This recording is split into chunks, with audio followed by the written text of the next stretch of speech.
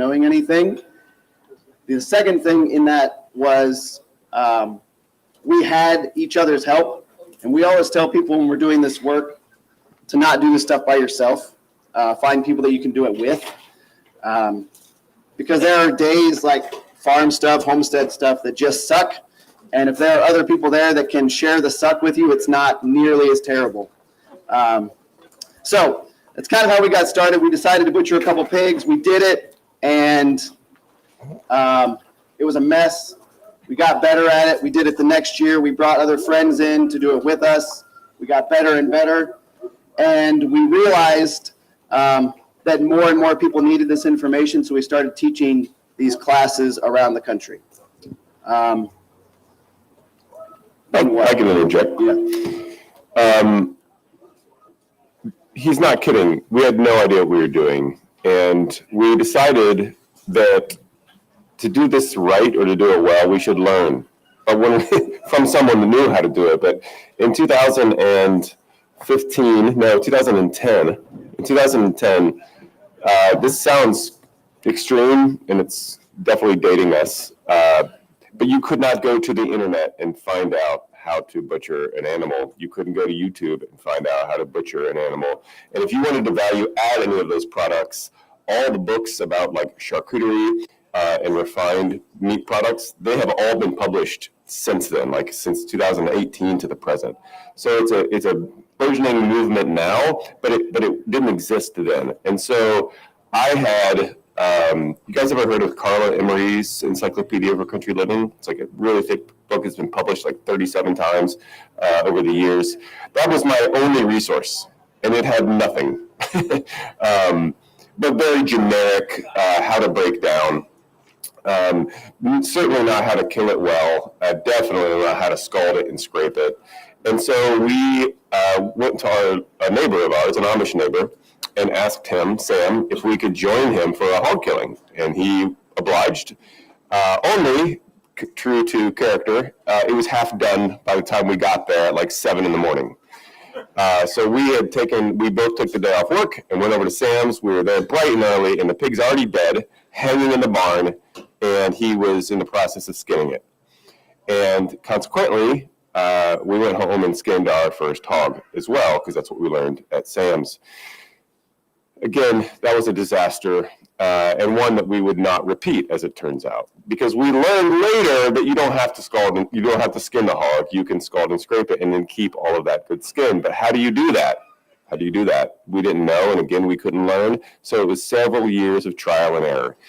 And all of that trial and error was with an end game in mind, to have as much quality food from this pig that I raised as possible. How many people here actually raise pigs presently? Okay, not many. How about livestock? How many people here raise livestock? Okay. So when you buy that feed and that animal consumes that feed, not all of that feed is going to the bacon or the chicken breasts. It's going to the feathers or the tail or the ribs, whatever it is. The whole animal is consuming that feed. If you can learn how to capitalize on all of that yield instead of just the premium cuts that we are familiar with in the butcher case, then you can diversify your meal plan and get all the value back from the animal. When Sam taught us how to skin a hog, it was a little disheartening for us, but it still encouraged us to move forward the process. Look, Sam doesn't even know what he's doing, and he's doing it, so let's try it ourselves. When we started scalding and scraping, and I'm just going to mention this anecdotally, when I say scalding and scraping, I mean just like a chicken getting dunked into hot water and then you pluck all the feathers off, you can do essentially the same thing with a hog. It doesn't have a hide like goats or deer or beef have. It has skin. And if you scald that skin, you can get all of the hair and all of the epidermal layer off, and then all of that skin can either be turned into food like pork rinds or used as a preservative for things like prosciutto legs. So anyway, to get that done well, you need to dunk it into hot water. So we tried that over what we thought was super romantic live fire, right? We didn't have to use propane. We tried it with a bathtub once early on. As it turns out, it's really hard to regulate the temperature of water over a live fire, number one. And guess what happens when you dunk a hog into a barrel of water? So now you're standing there with smoke in your face and smoldering embers under a barrel, and you have no way to get that fire going again. Anyway, we have workshops now that basically short circuit all the mistakes that you would be making. So we are experts on how to do everything wrong because it took us years and years and years to figure out how to do it right. All that to say, we wanted to learn how to do it, so we went to Sam, and then I naively made an arrangement with a fellow that promised us. He was a chef in Columbus, a couple hours away from us. And he promised us to teach us the refined art of butchering and curing in exchange for me raising him a hog. I was like, oh, that sounds like a decent deal. Someone's going to come to my homestead and walk us through this whole process and show us how to do it all right the first time. Turns out he was what you would call a bullshit artist, and he basically made everything up. He didn't know what he was doing. And we didn't know that he didn't know what he was doing, by the way, but we videotaped the whole thing. And we watched it later and realized, man, what a hack. But the point is, even that was one more step in us having the confidence to just keep moving forward. So getting started is the most important thing. Learn from people, and then do it with other people that like it. And then you'll have enough confidence to build on your practices. So when we have the workshops that we do, we tell people, listen, if you do this at home and you raise, say, 3 hogs for your family, and 3 hogs, by the way, is quite a bit of meat to put away for your family for a year. If you do it at home and you want to process those on site at your homestead, pick a weekend, get everybody together that you want to be there. Have all the supplies you think you're going to need. Everybody shows up that morning and everybody's ready. You've got music playing, you've got coffee brewed. We happen to have a bottle of bourbon because it's a ritual, or 3 of them, yes. There were 3 bottles. We were only responsible for 1 of them. But have all these people ready, right, to join in and help and make this, if not a party, make it something festive that people can enjoy. If they don't enjoy it, they're not going to come back. So if you have good food prepared, namely, like for us, it's hock and bean soup. Whenever we're done putting the hog away and it's hanging, we go inside and the meal is already ready. And you don't have to use your hands to eat it, which is handy. So everybody gets together, right? And they do this 1 hog on 1 weekend. Well, you're going to do things wrong, and you're going to have things that you wish you had there that you didn't. So you make a list of all the things you're going to do better or different next time. And then the next time, all those same people come together, and you could do both hogs and put both hogs away that next weekend, whatever that weekend is. So that's how you start to grow in knowledge and skill and build your inventory of the things that you're going to need. Yeah. So one of the thing that's taken us 10 years to build is kind of our like perfect butcher shop, which kind of goes into Doug's list about acquiring all these materials. Sometimes people come to a workshop at our farm and they'll see all these things that we have. And I mean, it's just human nature. People they look at all the stuff we have and they just want to get all of those things, and they want to build a butcher shop and have the walk-in cooler and all of the stuff. And we always make sure to tell people, you don't need all this stuff. Some of these things are just here for convenience. I mean, we've butchered pigs in the woods on the side of a hill before. You don't need all of the stuff, excuse me, all of that stuff. But just know you can acquire that time, and you can also share a lot of that load with people around you. We constantly tell people that if we hadn't started doing this together, we wouldn't still be doing it, because when you have other people around you doing hard work, it makes the work, it still might be hard, but it's a lot more bearable when other people are doing it with you. So if you can find a group of people and put a butcher shop or a processing area together that you can communally use, you can offset most of that cost, and then you're always going to have people around that are willing to help you, and you get to learn together, which is the big thing that Doug and I have done. We got into this, we originally started making a lot of beer together. And through that, we realized, oh, if he takes care of this thing, I can take care of the other thing. And we started building our knowledge together. And I don't want to say it was competitive, because it wasn't really. It was more communal, but we were trying to make each other better as we went through. And the more we do all of this stuff, we realize I realized that he's got strengths that I don't have, and hopefully he's realized that I have some that he doesn't have. I haven't asked him about that, but it's possible. It's possible that I have some. When people are starting, they're like, well, I don't have anyone around me that wants to do any of this stuff, or I don't think they're interested. You can find people that will at least keep you company. If you have something good to eat and something there to drink, they'll stand there and talk to you while you work.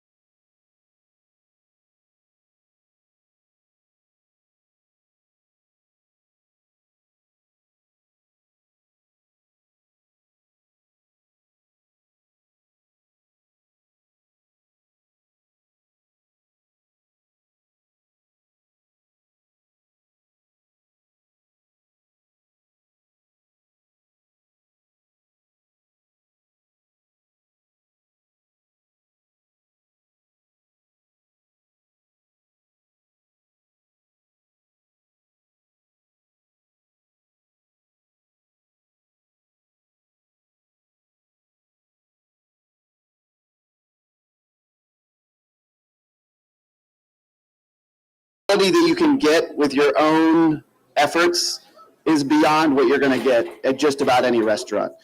You can spend the time, and it's actually not that much more time, and you can have like world-class 3-star Michelin types of meals in your own home with just a little bit of give a shitness, as we like to call it.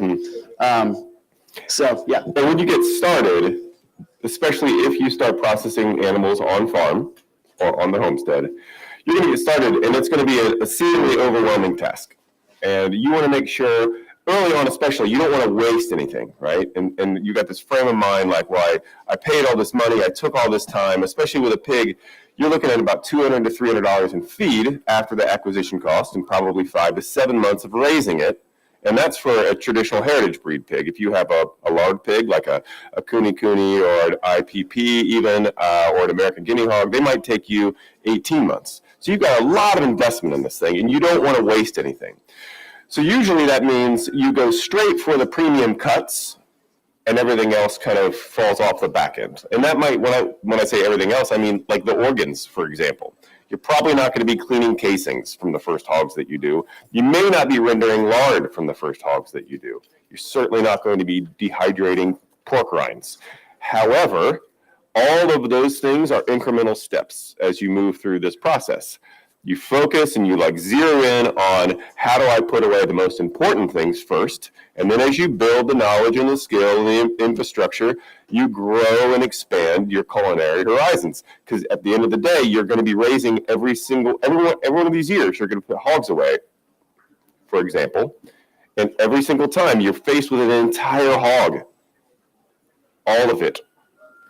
And yes, you can throw it away, you can skin it, you can take the head off, you can take the legs off, put all of it in the compost pile. We would judge you. But we also understand, we get it. It's an overwhelming and intimidating proposition. When you're faced with the entire animal, which you will be if you raised it, and you're asking yourself, how do I not waste this? How do I bring value to this? How do I make this delicious? Well, first of all, does your family or your tradition have a history of what to do with spleen? Probably not. Probably not blood either. But someone's tradition does. So one of the things that Andy and I actually are able to celebrate is we don't have that heritage. If we did, we would be locked into doing it the way Granddad did. Well, we didn't have that tradition per se. And so we borrow from all of the others. we are, in fact, children of the information age. As it turns out, I can find out with just a few seconds what the French do with this part and what the Italians do with this part, what the Portuguese or the Spanish do with this. And in no time, you can put together an entire, like, the whole hall can be dedicated to different culinary uses and traditions, none of which I grew up with, and most of which are amazing. So when we do our workshops now, we're actually very equal opportunity. We feel like the Italians really nail like whole muscle curing, right? But they don't own salami. So too do the French or the Spanish, for example. And we borrow from all of these different traditions, and we try our very best to make every single part of that animal delicious, which seems obvious because that's what we do professionally, but it took us a lot of years to get there. Yeah, and that road was filled with a whole bunch of terrible food, to be perfectly honest. There were times we tried cooking spleen because we just couldn't deal with the fact that we were wasting a lot of this product that was from a pig that we had just killed. So there were plenty of failures, but as we kept going, it was, I don't know, it's just a fun experience to think about because we were making all sorts of stupid things.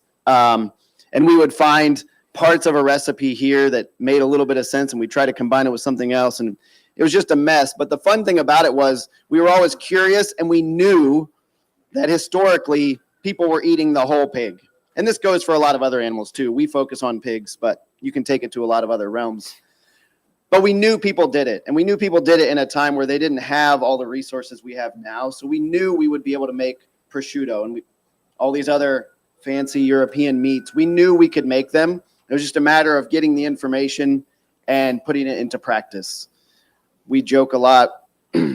I'm a big sort of research kind of weirdo. So when I get into like a pork thing, I go to Google Translate all the time, and I'll just type in, pig butchering, and then translate it to like Vietnamese or Korean or something, and just look up videos on YouTube to see how they deal with things.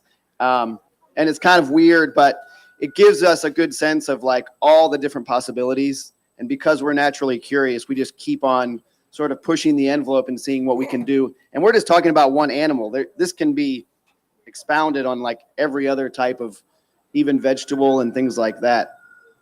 I wanted to tell this story about Bob. He's not here right now. He's over there.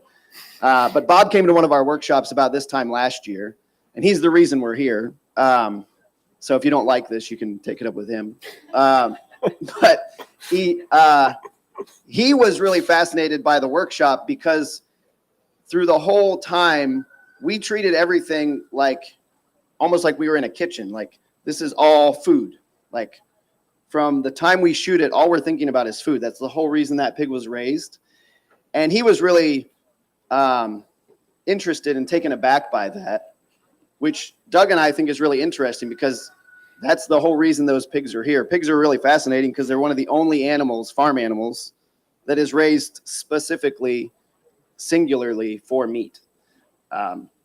Chickens and cows, and they all have other secondary uses, but pigs are just there for meat.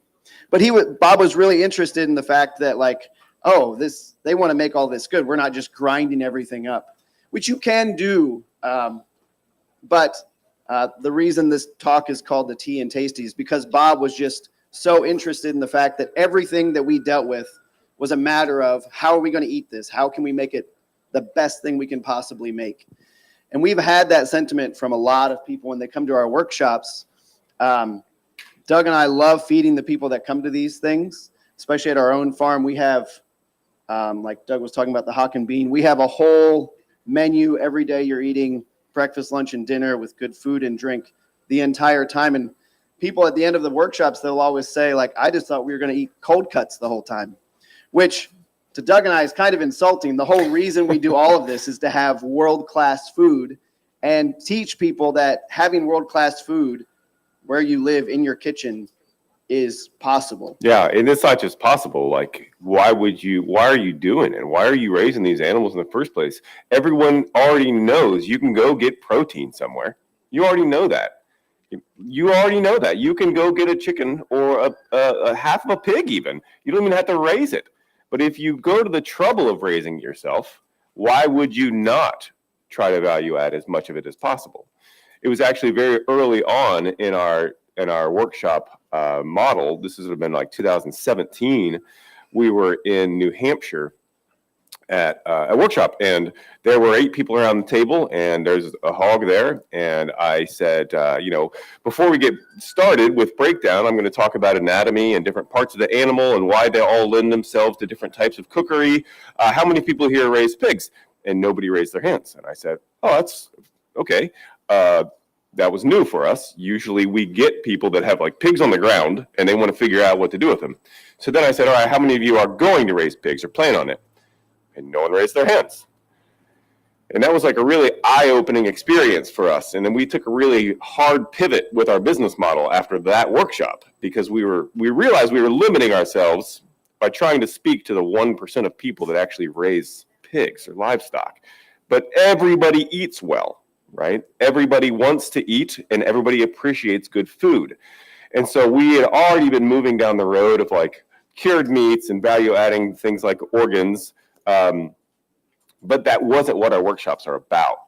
Now they are, because we realize the door is open to everyone. If you care about good food, this is an excellent culinary experience. And that's only born out of the fact that it's up to us. Like, that's how we grew our business, is what he was doing, what I was doing on a personal level. We just got really good at it. And that's another aside. But a lot of folks getting into homesteading or small scale farming immediately ask the question like, okay, how do I justify all these costs? How can I turn a profit or at least make money so that I can mitigate some of my losses of all these inputs?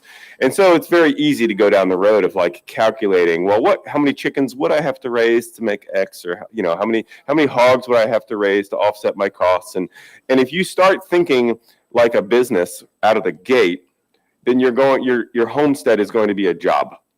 And you don't want it to be a job. You want it to be a lifestyle, and a rewarding one at that. So instead, I encourage people, do as many things as you feel like you want to do and that you find some amount of satisfaction in. Some of those things will rise to the surface like the cream, and you'll realize, I really love this thing and I'm actually getting pretty good at it. If that happens and it grows into a business, then you're stuck doing something you really like and that you're really good at. That is not a problem. But starting to raise and scale up livestock production because it makes really good sense on the P&L sheet, that is not something we encourage people to do. No, not at all. In fact, a little bit of the backstory that I didn't talk about was when we moved to the farm together, we started trying to do everything that we ever wanted to do all at once. And we found out rather quickly that was impossible, and that we were basically half-assing everything we were doing, which for the most part was enough, but it was draining, and we weren't making any money like we wanted to, and we weren't doing all the things that we wanted to do in the way that we wanted to do them. And in 2019, we completely, we shouldn't say completely, but we downsized what our farm does and focused on what Doug and I wanted to do at the farm. And it also happens that it was what other people wanted from us, was more of our education, traveling to other farms and showing them these skills that, for better or worse, just aren't around anymore. When my grandparents were alive, my grandma would always tell us stories. Their neighbors would come over, they'd have 4 or 5 pigs. The neighbors and them would butcher all 4 or 5 pigs in one day. And then the next Saturday, they'd go to the other person's farm and do the same thing. And the Saturday after that, they'd go to their other friend's farm. And that, in a lot of, this is not necessarily a judgment, but a lot of times when people think of self-reliance, they think singularly. And that's not going to work. You have to have other people helping you. And you have to be able to rely on other people. So when we do our workshops, I always try to tell the model that my grandparents had, their neighbors close by. They were helping each other when they needed help. Because the work that needed done in a singular day, my grandparents couldn't have done by themselves. Mm-hmm. But they could do it if 3 other families came over, and it was actually joyful, mm-hmm. and everyone was happy, and the kids were playing, and the adults were working, and they got a bunch of things done together. And the next weekend they did it again, and they shared lives together. And so a lot of the times at our workshops, what we try to get people to understand is, yeah, you could butcher this pig by yourself, and it's 30 degrees outside, and you're there all day, and by the end of the day, you haven't done all the other stuff you want to do, and you just hate it. And then that's not a good way to want to do it again. So find people to be there with you. And again, it doesn't matter. It could be someone just playing guitar that likes playing guitar that's standing by you while you're working, which would be actually pretty awesome. We tell them to get the food and drink they want. Get people there, however you can get them there, and they can start learning with you. And then suddenly the work gets done faster, gets done better, and you're all having a great time. So if you listen to anything else, forget everything else we say. Just get people there helping you. If it's pig butchering, that's great. And if you want to come to a workshop, that would be cool too. But get people there to help you, no matter what it is you're doing. If it's any sort of big job, in that case, I'm going to say don't be self-reliant. Mm-hmm. Be reliant on your friends and neighbors and community as much as you can. It's actually it's a good metaphor on a micro and macro scale. Because farming at large, and I don't actually consider myself a farmer. I do raise pigs, and I have for 15 years. But I don't raise them on a scale that I would consider farming. Just the same, farming as it is, it's so much more fractured and independent than it used to be. It used to look like Andy just mentioned, where the neighboring farms would even pool their resources together, not just their time and energy. Like one guy in the area had the combine, and he would go around and combine, and another guy had the haying equipment, and he would go around and do the haying. Because the idea of being wholly independent was not a reality. It was not possible. And the pig butcher is like the one thing that was always communal. Everybody would always get together and do that thing together.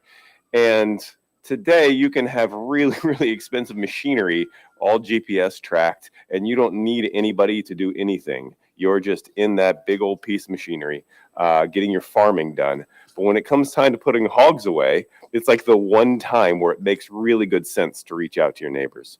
So we really appreciate that element of what we do. And again, it's one of those things where because we've done it long enough now, we've gotten pretty good at it.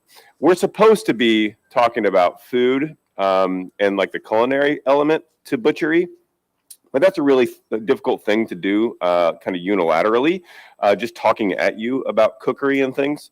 And we have now 15 minutes left in our slot. So I don't think it'd be a bad idea to open it up to Q&A. If you guys have any questions. Okay, so let's talk about how Q&A works. Yeah. There's a microphone in the middle of the room, and if you'd like to ask a question, because we are joined by 100 digital pass holders, not all of whom are online right now. Sure. Please walk up to the mic, and then we can hear you on the digital side too. If I get any digital pass holders, if you have questions, please put them in the comments. If you could write the word question in all caps first, that'll help these old lady eyes know that you want me to interject a question. We'll alternate, and it looks like our first question is there. Jake, go for it. So how do you cook a spleen? That's a good question. So we've tried a bunch of different ones. We found a recipe in an old cookbook from France, I think, for something called rolled spleen, where spleen is like a tongue-shaped organ. It's pretty flat. You're supposed to like layer it with bacon and roll it up and poach it in stock, and it was awful. So we made that one time. Not just offal. Yeah. What we normally do now, to be perfectly honest, is we cook the spleen with the kidneys and some heart, a little bit of the hanger steak, some liver. And we have everyone at the workshop. We don't always do this, but we usually have them dice it up really small, all of it. Because we're trying to do a little bit of a mind game, because some people, when they know they're eating spleen, their brain gets in the way of what they're doing, and it's really hard for them to deal with that. So if we dice everything up the same size, And we throw some pork in there to confuse a them. little bit of pork in there, we actually we sear it and make like a pan sauce, and then we serve that over schnitzel. So, and usually there's mushrooms in it. It's like a cream sauce. It's kind of like a Jaeger schnitzel. But with the mushrooms and the pork and the cream sauce over the schnitzel, if you fed it to someone and they didn't know spleen was in it, they wouldn't tell you spleen is in it. And it's not that we're necessarily trying to like sneak something in on someone. We're showing people that you can eat it and it can be good. Yeah. And the internal organs are actually really, really good for you to consume. So there's also a health aspect to it as well. Say that again? Dice all that up, throw it in the ham hocks and beans. Yeah. Yeah, it could be the same way. In the class we did here, there was a couple from Cincinnati.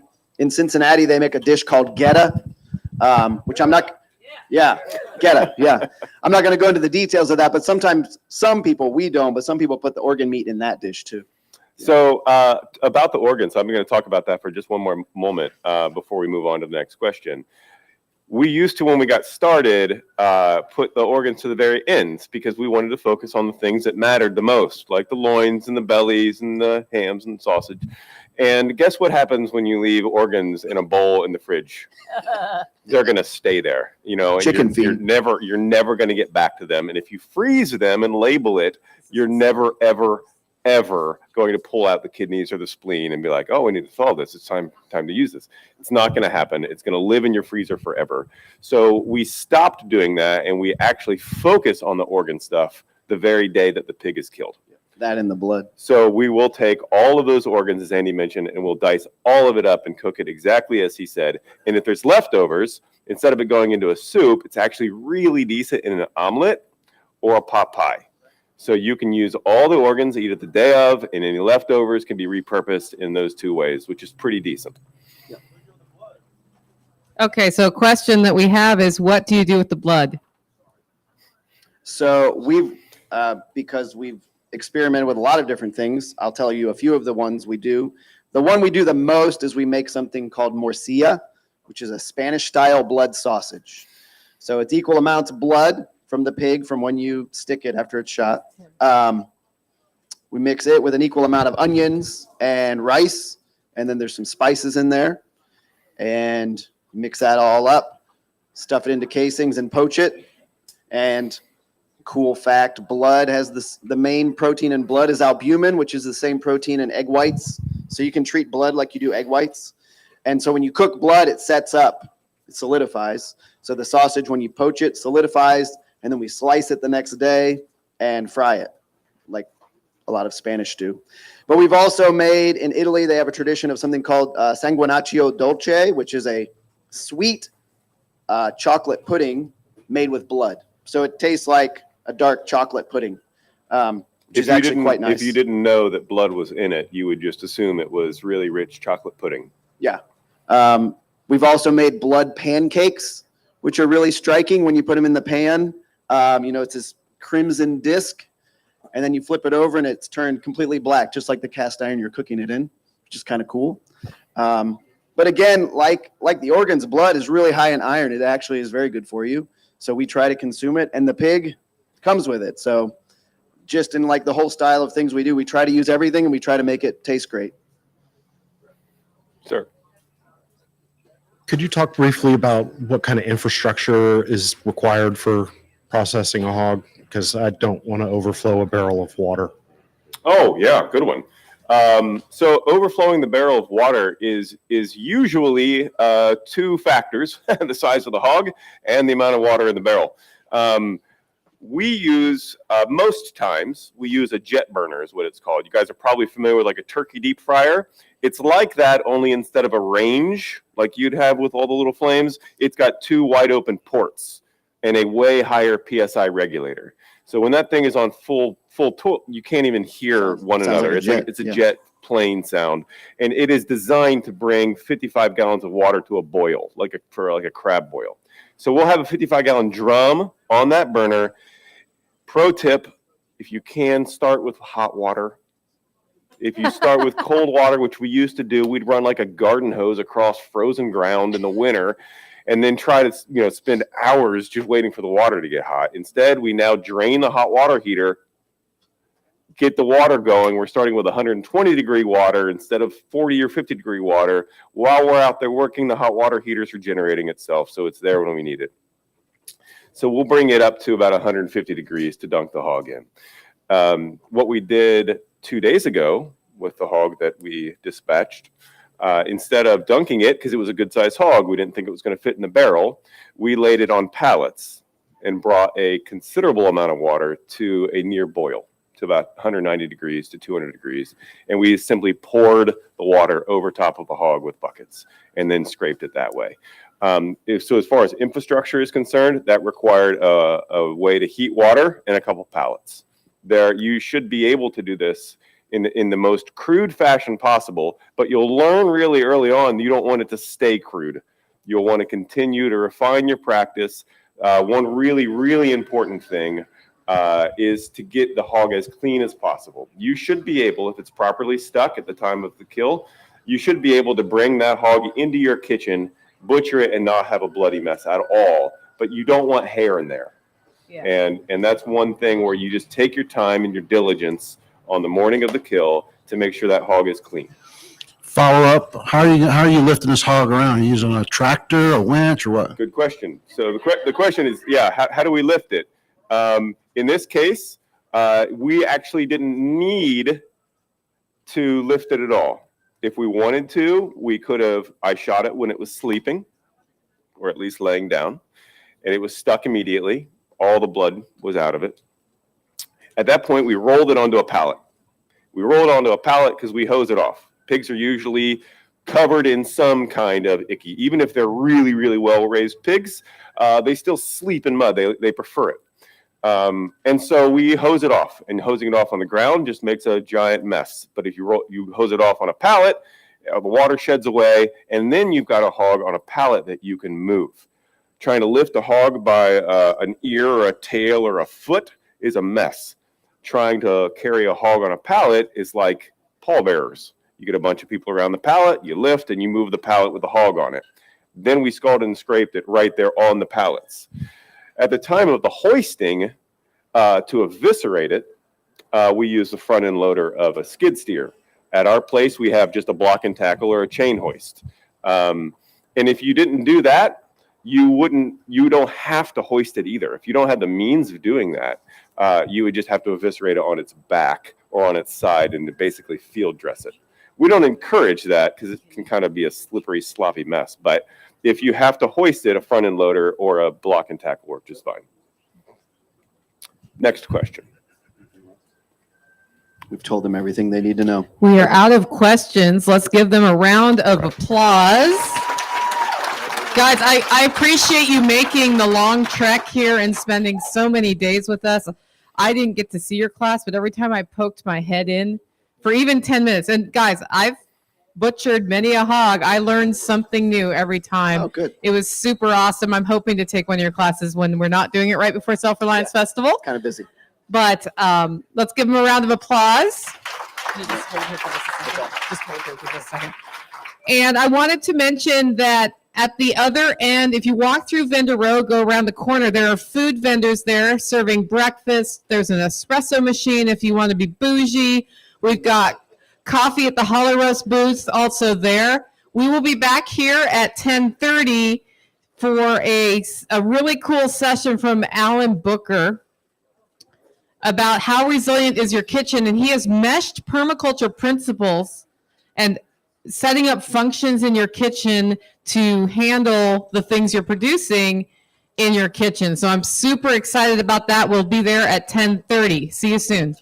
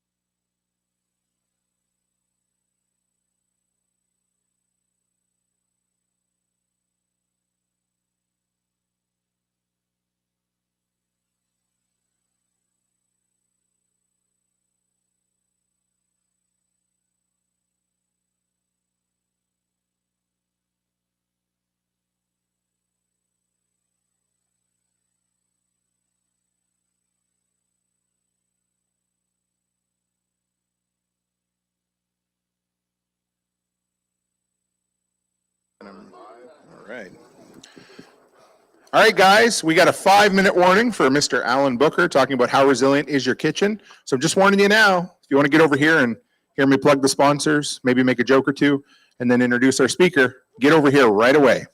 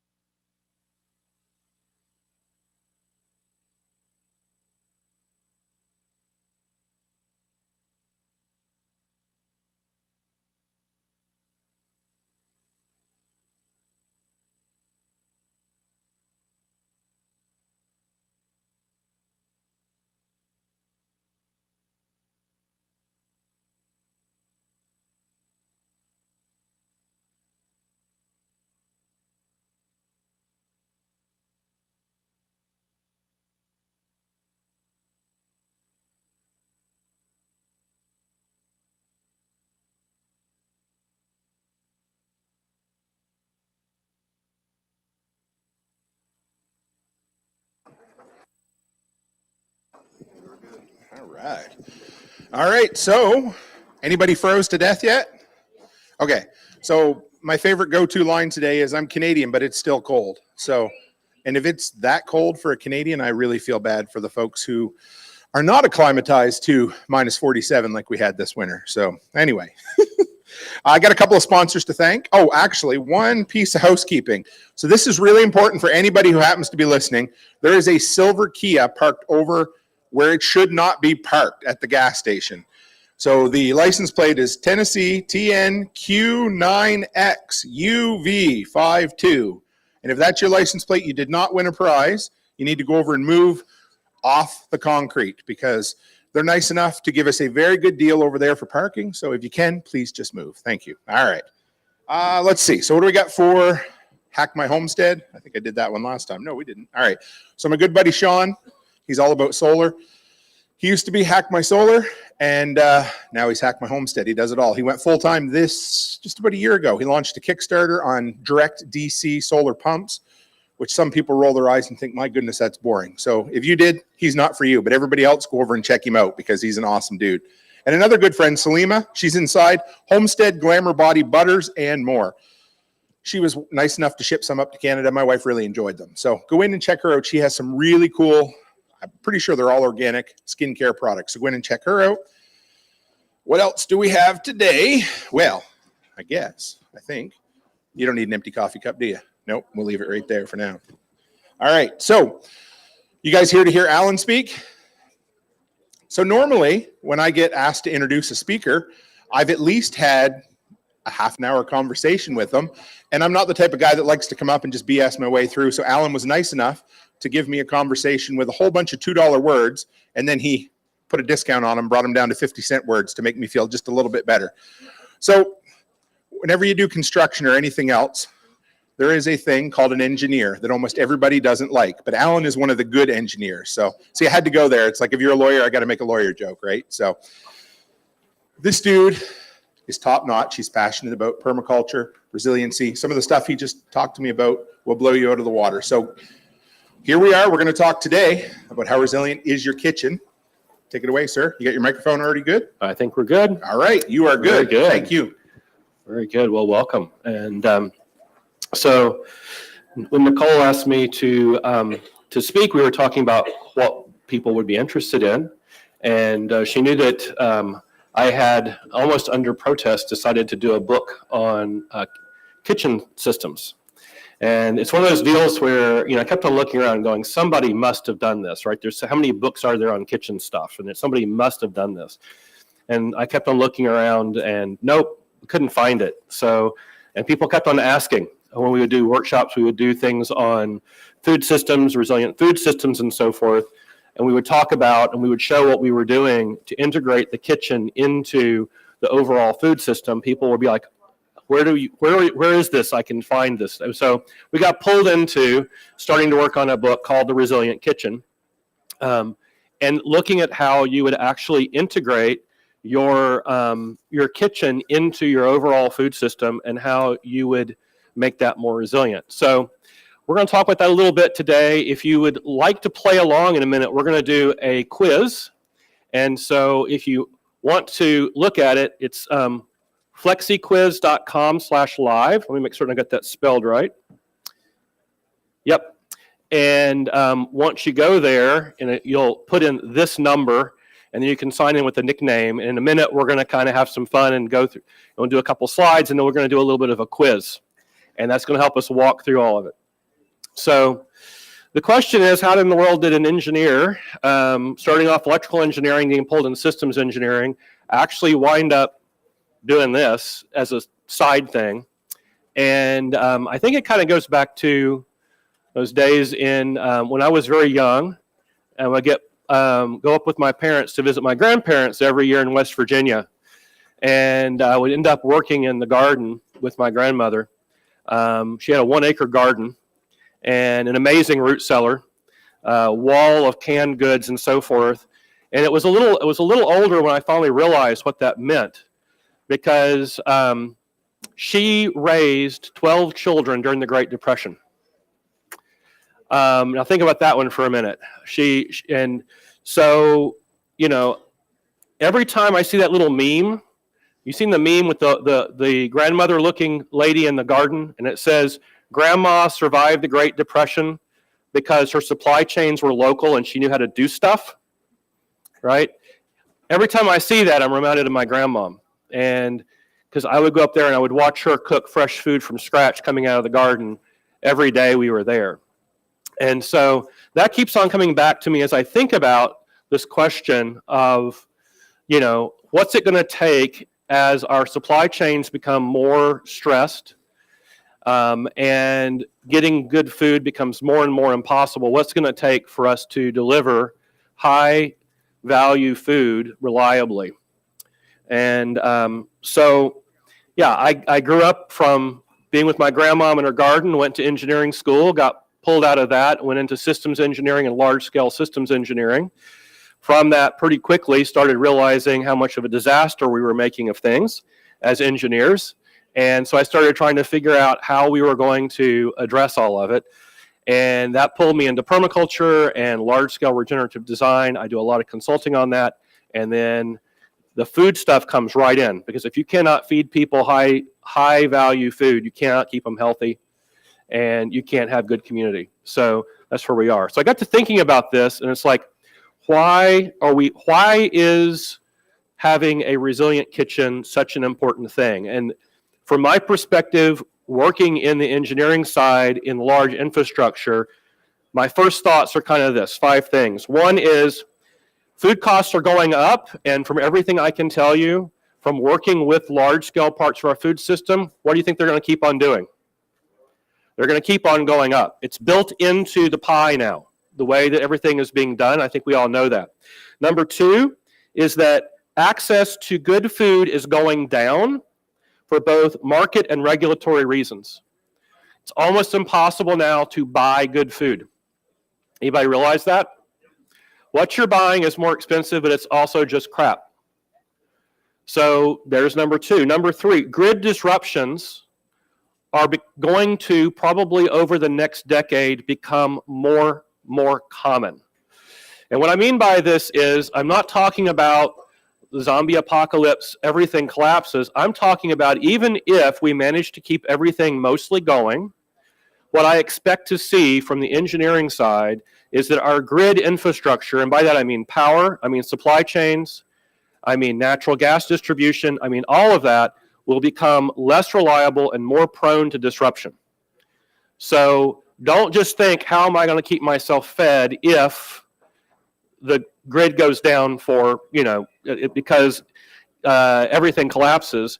It's like, what are you going to do when all of a sudden the challenge is that the grid goes up and down? It's like, I don't know when the grid's going to be up. I don't know when it's going to be down. I don't know when the natural gas is going to be working, when it's not. All of that. Okay.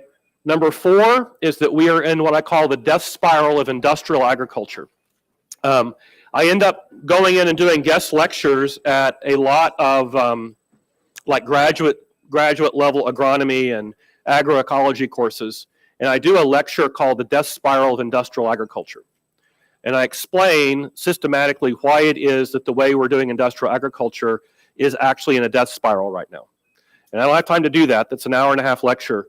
But the news I have for you is I've done that in graduate level courses in agronomy in many places around the country. And so far, nobody's been able to refute what I've said.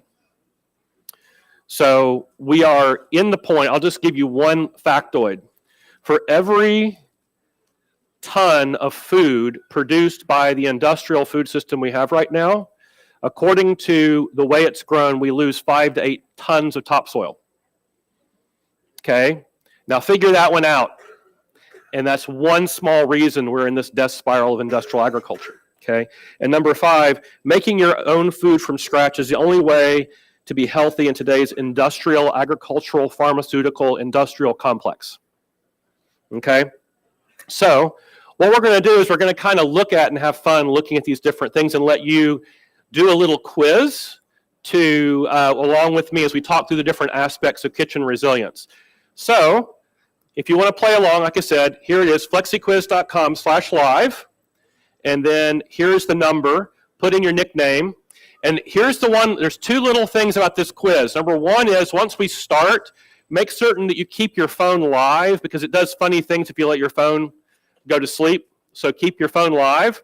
And number 2 is when we get into the quiz, you'll select one of the options. Then you have to go down to the bottom of the screen and hit submit. Okay, so make certain once you've selected your option, you go to submit. Otherwise, you won't have submitted. So those are the 2 little things. So I'm going to start this in just a moment. But while we're getting everybody online that wants to be online, I'm going to give you my bullet list of 12 things I thought about as what are the hallmarks of a resilient kitchen. Like, what does it look like? And so here's my list. 1, produces nutrient-dense real food with nutritional integrity. Number 2, it supports the health of the people it's feeding. Number 3, it creates value. Right? Number 4 is it saves you money. Number 5, it produces no waste because waste is actually leaking money and leaking resources. Okay. Number 6, it functions off-grid when needed. Number 7, it connects to local food production and uses local food production, and then its outputs feed back into local food production. Number 8, it uses what is available locally that is in season plus what you have in storage. Number 9, it uses local distributed storage instead of massive centralized warehouses. The current system is, let's put all the food where? In a warehouse and do just-in-time distribution. A resilient kitchen, where do you think, what do? We distribute it, okay, and we use many points of distributed storage instead of a few points of concentrated storage, okay? It integrates into the nutrient cycle. That is, that all of the nutrients that we are going to be using in our system go right back into the food production system locally, okay? It functions as part of a regenerative, sustainable system. I don't have too much time to get into that today. And then number 12, it supports community. It's a community building thing. To have a resilient kitchen is a highly community building thing. I think we saw that from the previous presentation that was going on. So what I'm going to do there is I'm going to start, and we're going to go through this quiz and together, and I'm going to go ahead and start it. And what's going to happen is you're going to get a couple of slides here that you'll be able to see. And for those of you who aren't on the quiz, I'm going to try to kind of like tell you what they're seeing on the slides right now. The first is one of the flow charts from the book, and it's called the Industrial Food System Flow. And what we're showing is basically extraction of natural resources in manufacturing a food-like substance that they try to feed to you, and then it goes into the landfill. That's what we're doing. That's part of the reason the whole thing is collapsing. The next slide that we're going to look at, and so I'm just showing these things really quickly to give you an idea of like what's in the book, is this. What does a resilient kitchen actually look like? Well, it shows how we're using food production, local food production, and coming into the kitchen and then producing very high quality meals, and then all the outputs from that, food scraps, everything else, are going right back in, and we're completing the nutrient cycle. So this is actually a closed cycle system instead of an extractive system.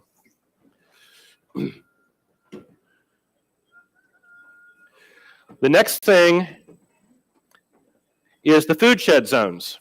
And again, I won't have time to go through all this. This is normally a whole discussion we get into. But what it's showing is this idea of what is your food shed? Where's your food coming from and how far? And it has some goals in it as to how much are you producing locally on your own land, how much is being produced in the community, how much is from farms that are within a 2-hour drive of you, and how much is coming from more than a 2-hour drive. And guess what our target is for more than a 2-hour drive? Less than 10%. And part of that reason is that there are some things we can bring in that are high value that we can do without. Like some of the spices are really hard to grow here. We can bring those in. They're a high value add. We can bring in a small amount of that. And if we don't have it, we're not in trouble. Does that make sense?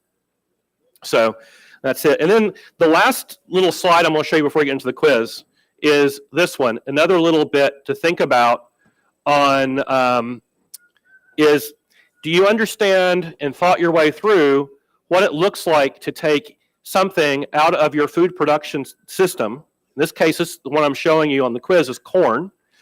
And what do you do with that? What are all the different options you can do with corn? How do you harvest it? What do you do with the silage? What do you do with all of the side products and so forth? Okay. And you can nixtamalize it. What happens when you do that? You can make hominy and all the different things you can do with corn. And so what we're doing is, for all of your staples, we're doing flow charts like this that show you how to make absolutely 100% usage of every bit of what you're producing, how to, all the different options, and then how to return all those nutrients into your food production system. So that's another little element that's going into this whole idea. So any questions on that before I jump in and start on the quiz? All right. Say there'd be a test, Alan. It's a quiz, not a test. All right. Right. So here's what we're going to look at. We're going to talk about the 5 levels of kitchen resilience. And if you're playing along on the slides, then you see that I've kind of defined 5 levels for you. Actually, there's 6 because there is a level 0, which is like we got nothing, right? And so when we go through the quiz, you're going to be able to rate yourself on each one of these 12 dimensions. You're going to be able to rate yourself from 0 to 5. And part of the whole idea by going through this is, if I just say, you need to make your kitchen more resilient, that's not very actionable. But if I go through one aspect at a time and talk about it, and you rate yourself honestly, then it gives you, where am I strong and where can I improve? And then you can make some notes and go, okay, that's a weak spot in the way I am using my kitchen as part of a resilient overall food system. And so that gives you some action, give you some maybe some goals going out, okay? So level 0 on each one of these is like no resilience at all. Level 5 is going to be very high resilience. And 1, 2, 3, 4 are in the middle. And I'm going to give you, on each one of these, there's going to be examples and so forth. So What we're going to do now is we're going to actually go into the questions, and I'm going to go through the 12 with you. Remember as we go that I'm going to have to give you a warning that we're about to close the question, okay? So your question's going to come up, you're going to get to see it, read the options, and we'll talk through it with you for a minute, and we'll give you a warning when I'm going to close the question. So make certain you select your option and hit submit, and then when we go forward, your answer will be recorded so you can get your score at the end, okay? If you're playing along. So here we go. Let's go into the 12 dimensions of food resilience. And the first is non-toxic kitchen, right? Non-toxic kitchen. Because most of the time when I go in and start looking at kitchens they ask me to cook in, there's toxic gick everywhere, okay? Non-stick pans. How many of you have 0 non-stick pans in your house? Thank you. Okay. How about aluminum? How many have 0 aluminum pans in your house? Thank you very much. Okay. How about this? What is this? It's a wooden cutting board. Do you use wood or plastic for your cutting boards? Wood. Okay. So what we're looking at here here's another thing. What is this? It's my homemade cleaner. And it's vinegar-based with essential oils. If you put the normal cleaner on your food, what happens? You have a call to the poison center. You put this on your food, you just have a little weird flavor, but otherwise you're fine. Okay, so non-toxic kitchen. You'll see in here that the dimensions of your non-toxic kitchen. Oh, and by the way, I have this one too. Glass storage. Right? Non-plastic storage. You'll see that I'm storing all of my stuff in glass, right? So you're going to see 3 dimensions that we work with. The degree to which all the surfaces you're using to prepare and cook your food are non-toxic, the degree to which the surfaces you use to store your food are non-toxic, and the third is the degree to which you use non-toxic cleaners in your house, okay? So you can look there if you're playing along on the quiz from 0 to 5, and go ahead and choose your option. Hit submit. How many of you are feeling like you're like a 5 here? Anybody? We got a couple. Awesome. Awesome. Awesome. All right. So we're going to close down this question in about 20 seconds. And, I want to say we have done the science on this. I've been part of the scientific team that's looked at this. It's amazing how much of the stuff from a cooking service gets into your food. Like we were looking at how much PFAS gets out of a nonstick into your food when you cook with it. You don't even want to know, I'll guarantee you, okay? So my kitchen is a no toxic zone. And so that's one area for a resilient kitchen because you're not going to have long-term health if you got toxins going into your food and into your body. All right, I'm now going to go forward. So we got 3 people that are a 0, and we got 1 person who's a 5 out of everybody who answered the question. A lot of people are around a 2 or a 1. All right, so we're going to go on forward now into question 2, which is the resilience of your kitchen technology, okay? And this we break down into 3 main categories. The ability to cook when electric power or natural gas goes out. How well set up are you to do that? Number 2, the ability to keep the fridge or freezer running during an outage. And number 3, access to food processing tools that can work off grid. I won't tell you how many kitchens I've gone into where they don't have this. The power goes down and the bloody electric can opener will not work, right? And they don't have, how many of these do you think I have? I have 3, okay, because 3 is 2 and 2 is 1 and 1 is none, right? Okay. How about this? Yeah. Okay. You think it, absolutely. And then how about this? Anybody know what this is? This is a thermal cooker. This is basically your crock pot with no plug.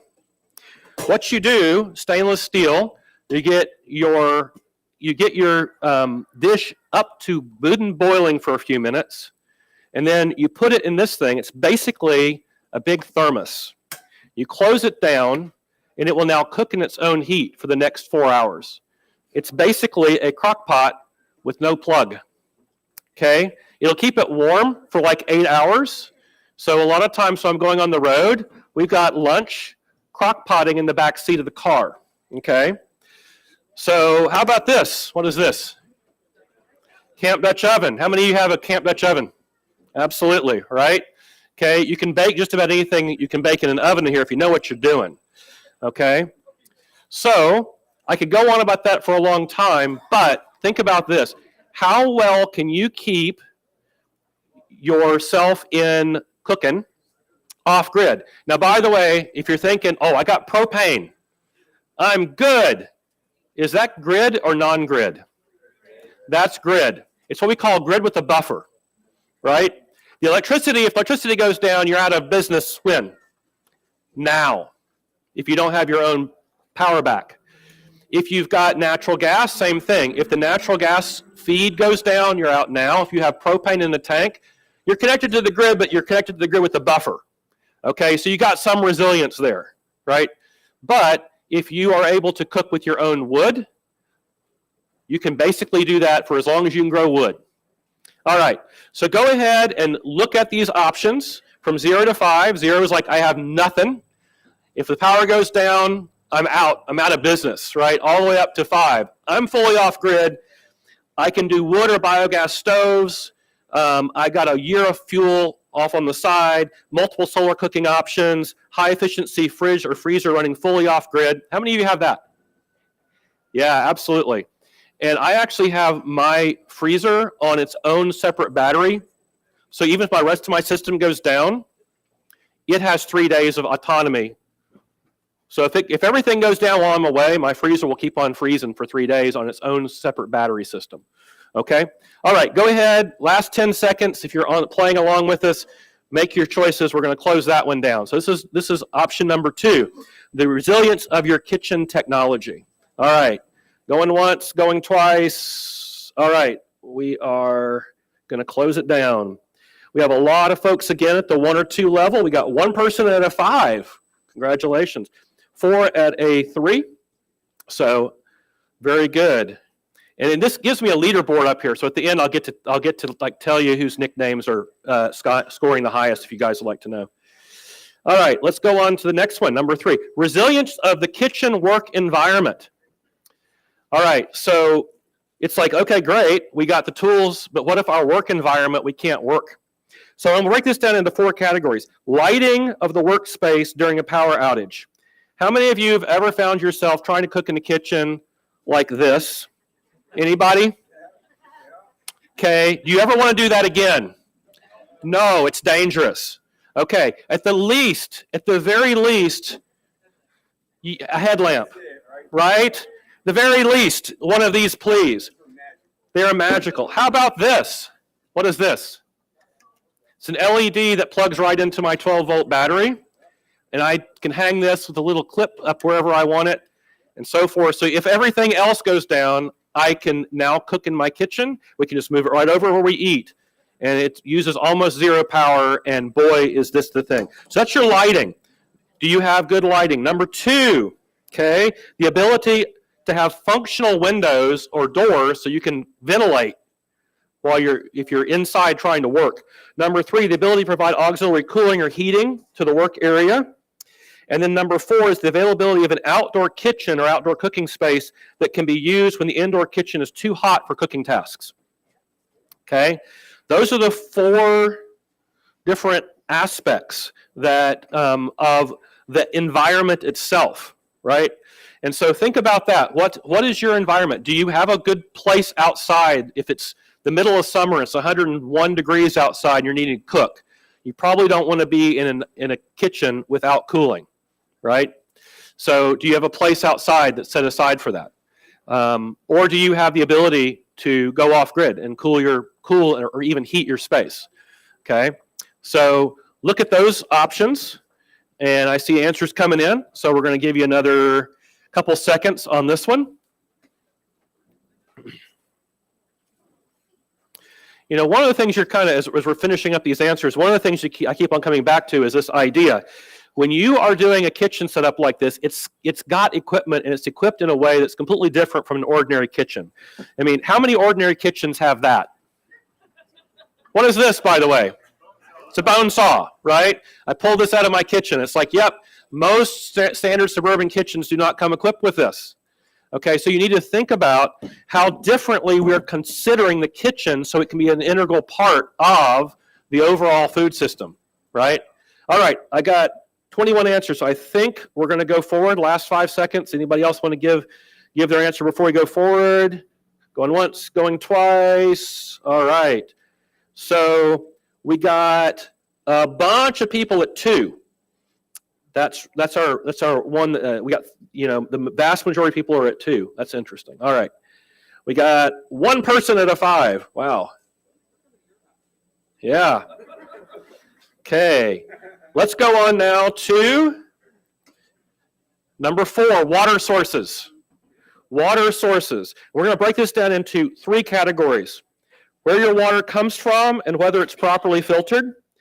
Number 2, what kind of water bottle you use to carry the water with you. And number 3, whether you have backup water sources and how much emergency water reserve you keep per person.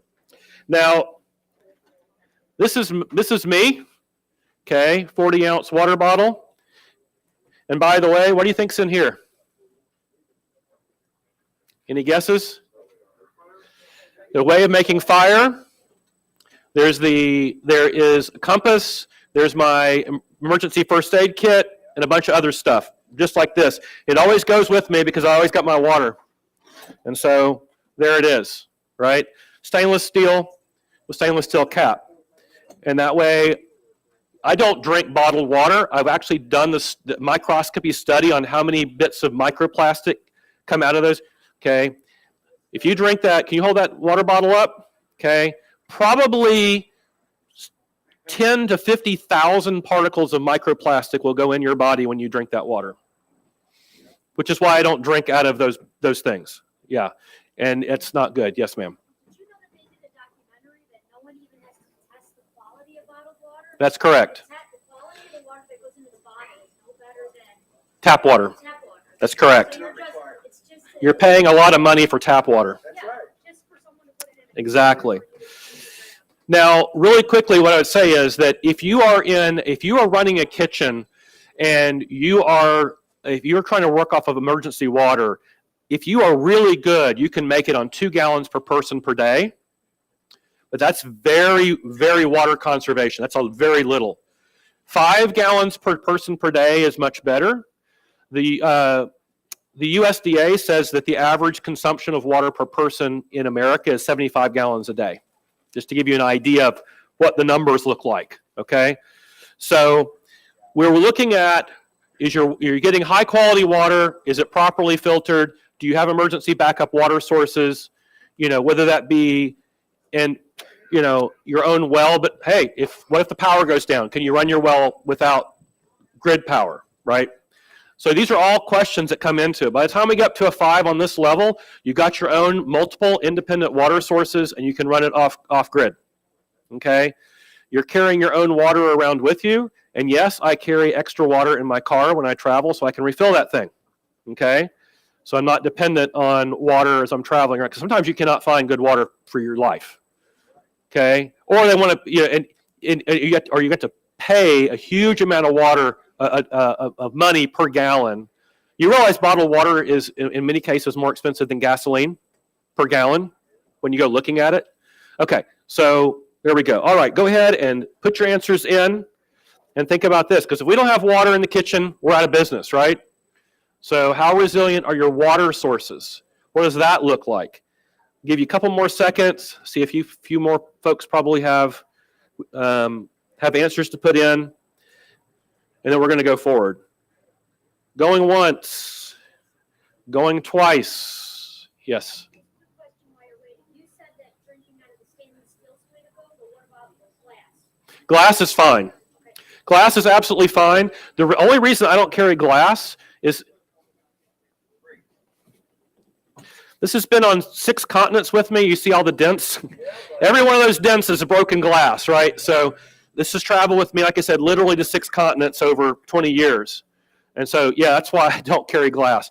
I mean, if you can handle glass without breaking it, I can't. I'd break it. All right. We're going to go ahead and finish up this answer and go forward. Do not use copper. Copper is a toxic accumulator in the body. Yeah. Yeah. I don't put water in copper. The copper will leach into the water, and that's a toxic accumulator in the body. All right. Number 5. Got to speed up here. Food sources. We're going to like this down into 3 categories. Where do you get the food you eat? How often you eat out at restaurants instead of preparing food at the home. And then number 3, the average number of miles your food travels between where it's produced and where you consume it. So, by the way, what's usually cited as the average number of food miles for food in America? 1,500 miles. That's why you'll see that in as like the baseline option. I had fun. I went to Whole Foods. Okay, and I got these. Again, what are they stored in?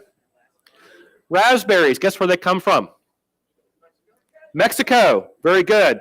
Are raspberries in season here right now? No. All right. How about these? Organic grapes. Guess where they come from? Chile. Very good. Right? How many miles is that? It's an awful long way, right? We start to get into we start to cook and get our ways of cooking adapted around this. The ability to go to the store and just mindlessly grab whatever happens to be on the shelf without thinking about, is that in season? How far is it coming from? Right? Is that cost going to keep on going up and up and up as energy cost goes up? The answer is yes, it will. Okay? Will that become difficult to get as supply chain disruptions become more common? Yes, it will. Okay? So what we're looking at here with food sources is where you're getting your food and how local. So you're going to see on the different questions, is it 1,500 miles average for the food that you're eating? Is it more like 500 miles? Is it more like 50 miles? Is it more like most of it comes from your backyard? Right? So that's what we're looking at here under food sources. How far is your food coming from? Okay? Go ahead and finish answering that one. I gotta start moving fast now so we can get through the rest of the questions. Okay. We have a lot of people who are at a 3. That's really good. All right. We're going to go forward into number 6, food quality. Okay, great. We're getting our food. We're getting it locally and so forth. How high of a quality is our food, right? So while I was at Whole Foods, I also got this just for the fun of it. What do we have here? Organic cut green beans. Organic means it's good, right? What are you paying for when you pay for the organic label? The organic label. I'll tell you what I think about, having researched this a lot. Here's what I think. If I have to buy food from the industrial food system, I am paying extra for what's not in my food. That's what I'm doing. I'm paying for less toxic GIC in my food. Okay? Now, did I say no toxic GIC? No, there's still toxic GIC in here. Believe me. You're much less toxic GIC. So if you are having to source, if I have to source from the industrial food system, am I paying extra for organic? Yes, I actually am, because I know how much toxic junk is in the quote conventional stuff. So yeah, if I'm sourcing it, I'll pay. And of course, if I have to get it from the industrial food system from a grocery store, this label is the government making people put way too much paperwork on telling you they did not put all kinds of toxic GIC in your food. That's basically what you're paying for, okay? So, sure. Do I want to know my producer and know how they're growing the food? That's what I want. I have never found high nutrient density food any other way. And I've measured with mass spectrometers. I've measured, okay? The only time I've found nutrient dense real food is with people growing in ecologically correct soil. Never found it anywhere else, okay? So, we're looking at here with your food quality. Where are you getting it? How many toxic ingredients are in your diet?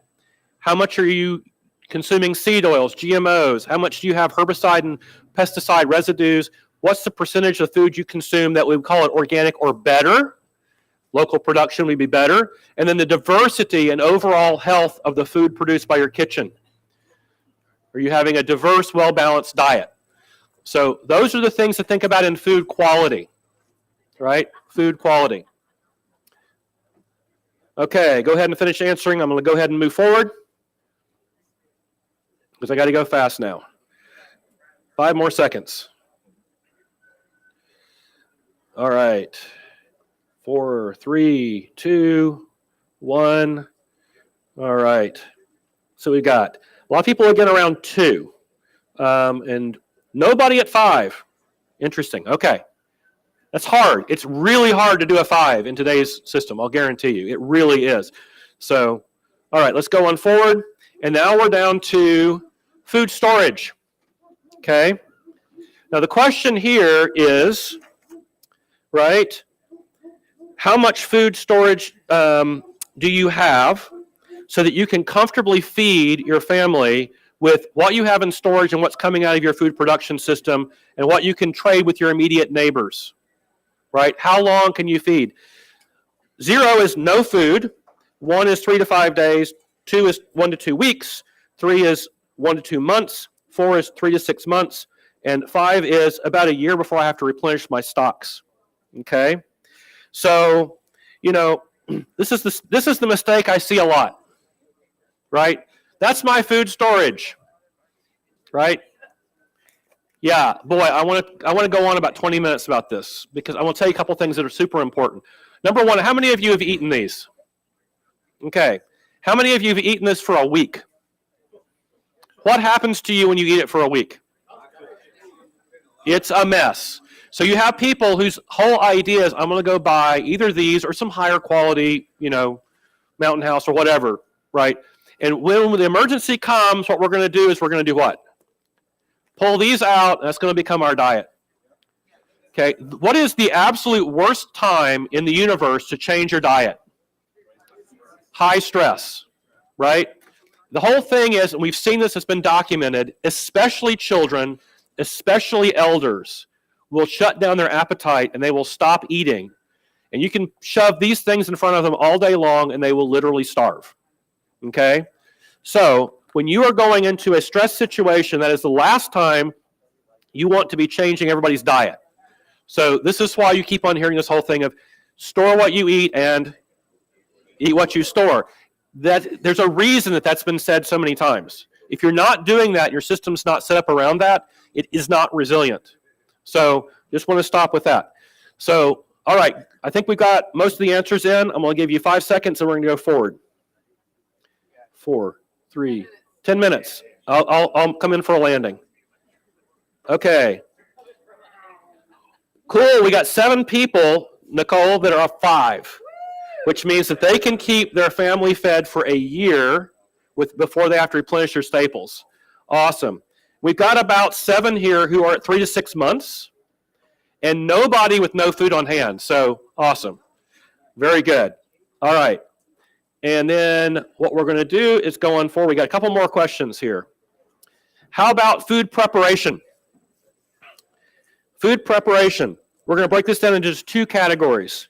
The percentage of food that's served, that's prepared in the kitchen instead of pre-made by the industrial food system, and then the percentage of ingredients that you're using that are what I call primary ingredients.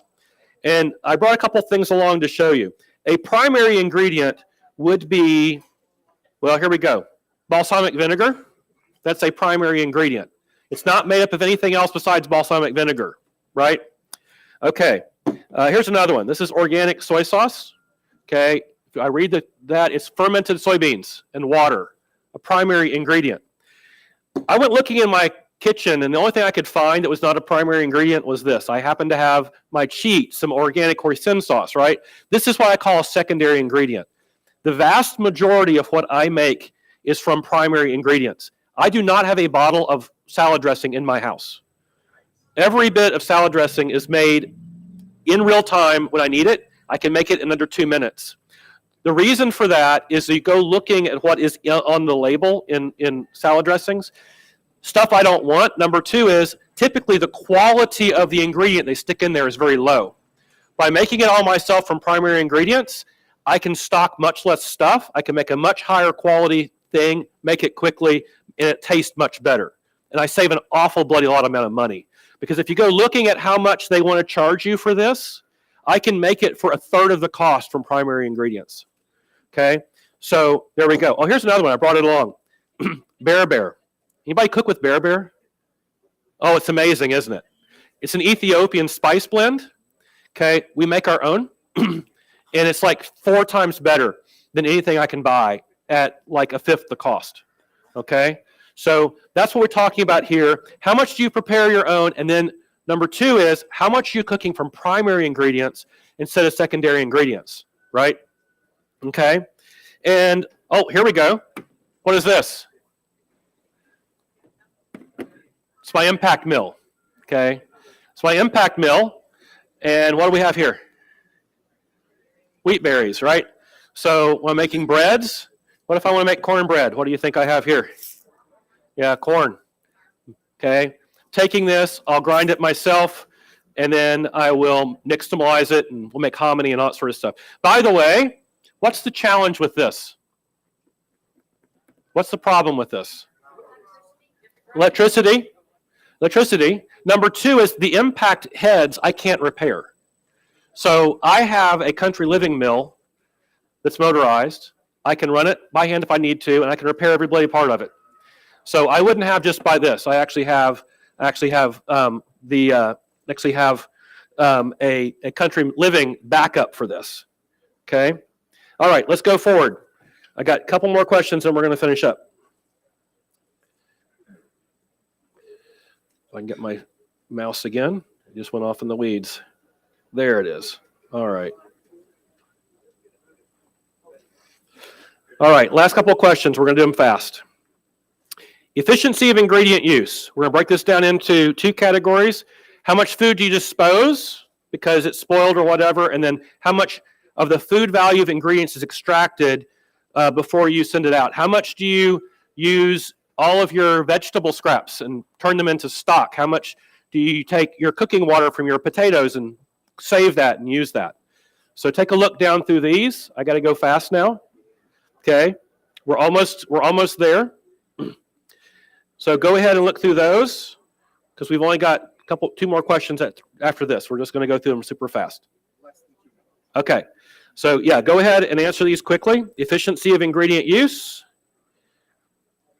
Here we go. 5, 4, 3, 2, 1, 0. And now we're going to go forward, and we're going to do our last one. Last couple of questions. Oh, keep on coming.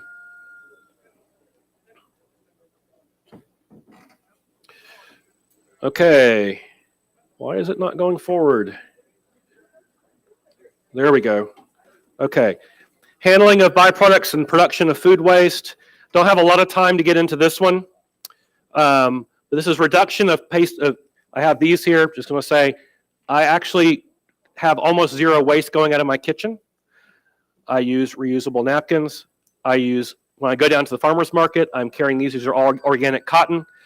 And so almost 0 waste going out of my kitchen, because everything that's waste is more consumption I have to do on the front end and more money I have to spend. So go ahead, answer this one, and then I'm probably just going to have to talk you through the last 2 in 15 seconds. The number 11 is this. Number 11 is how many people are there in your kitchen that know how to run the food system? If you've only got 1 person and they get sick, you're out of business, right? Okay. So you need at least 2 people in the kitchen that know how to do everything, and hopefully at least a couple people who know how to fill in when they're not there. Okay, so we're going to go forward. I'm going to let you answer that question, and then the number 12 question is, how connected is your kitchen to your community? Do you have people around you with which you are interacting and sharing in your expertise about the kitchen? Okay, because if you're completely isolated, boy, that's hard to sustain. If you have people around you you can share with, you can encourage each other, and you can help each other out when there's problem, when your family's in crisis or whatever, your kitchen resilience just went way up, okay?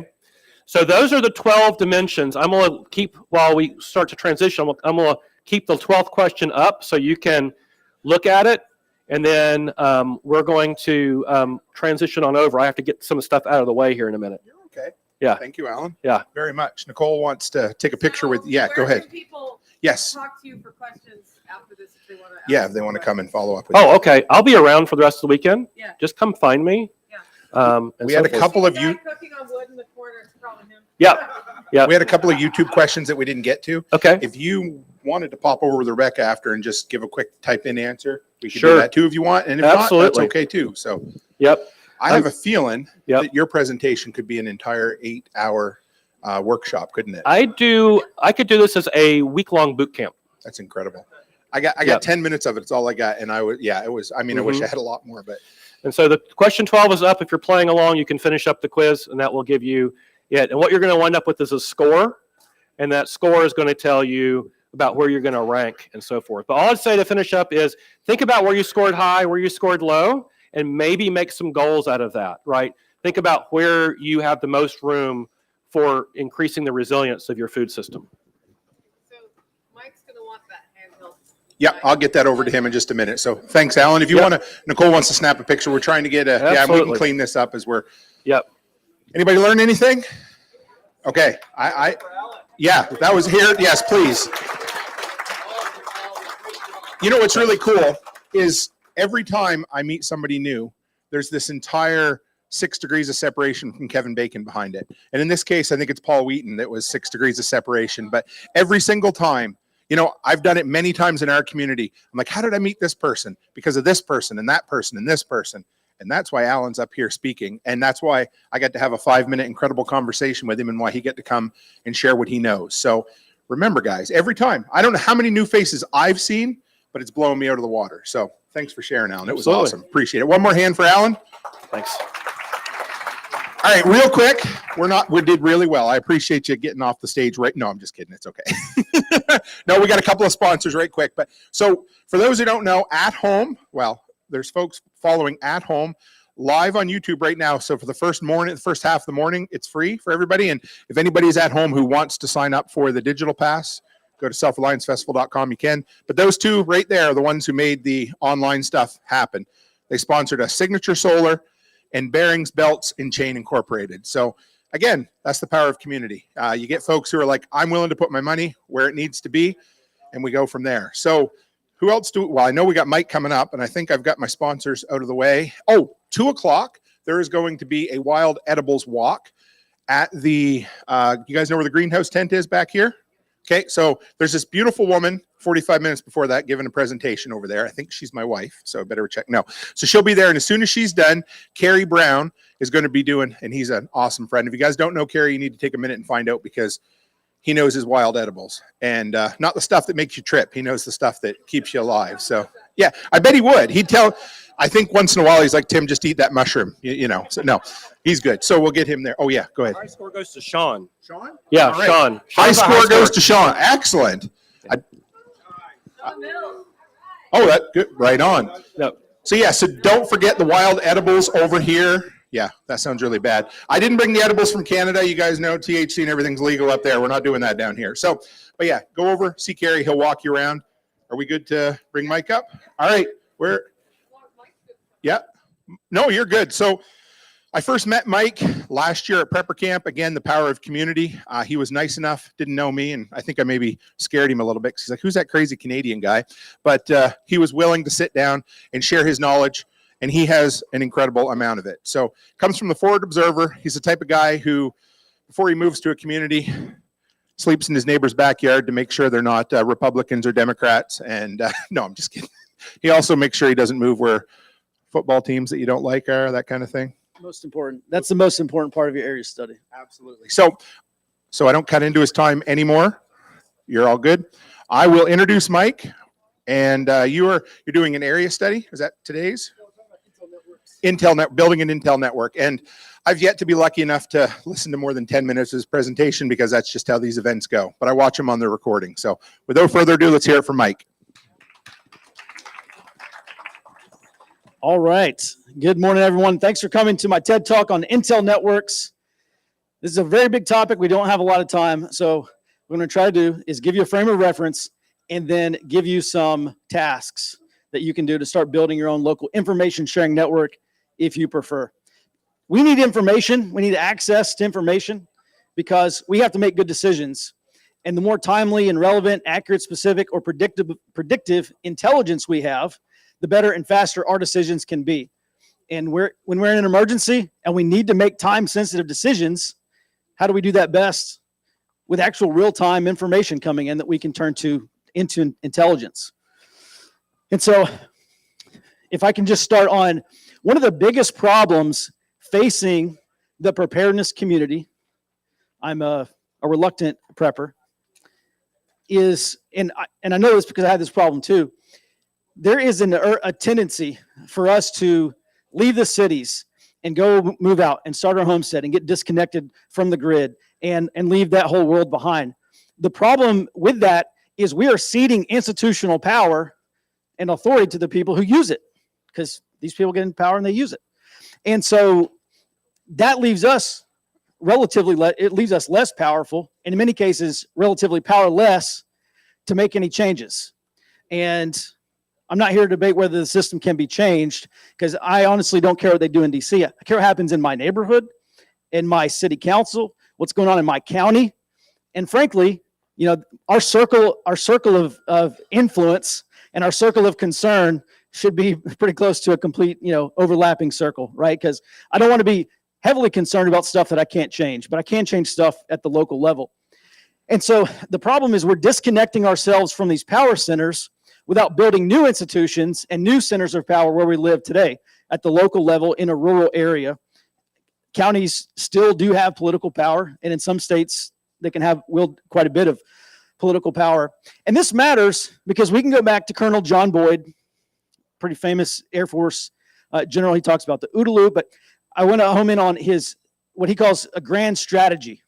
And John Boyd's grand strategy is connecting yourself to as many power centers and lines of support as you can, while disconnecting your opponent from as many lines of support and power centers as you can. So when we go in retreat mode and we're going to go be a prepper and a homesteader and get off the grid, we're disconnecting ourselves. They don't have to do it for us. We're doing it to ourselves.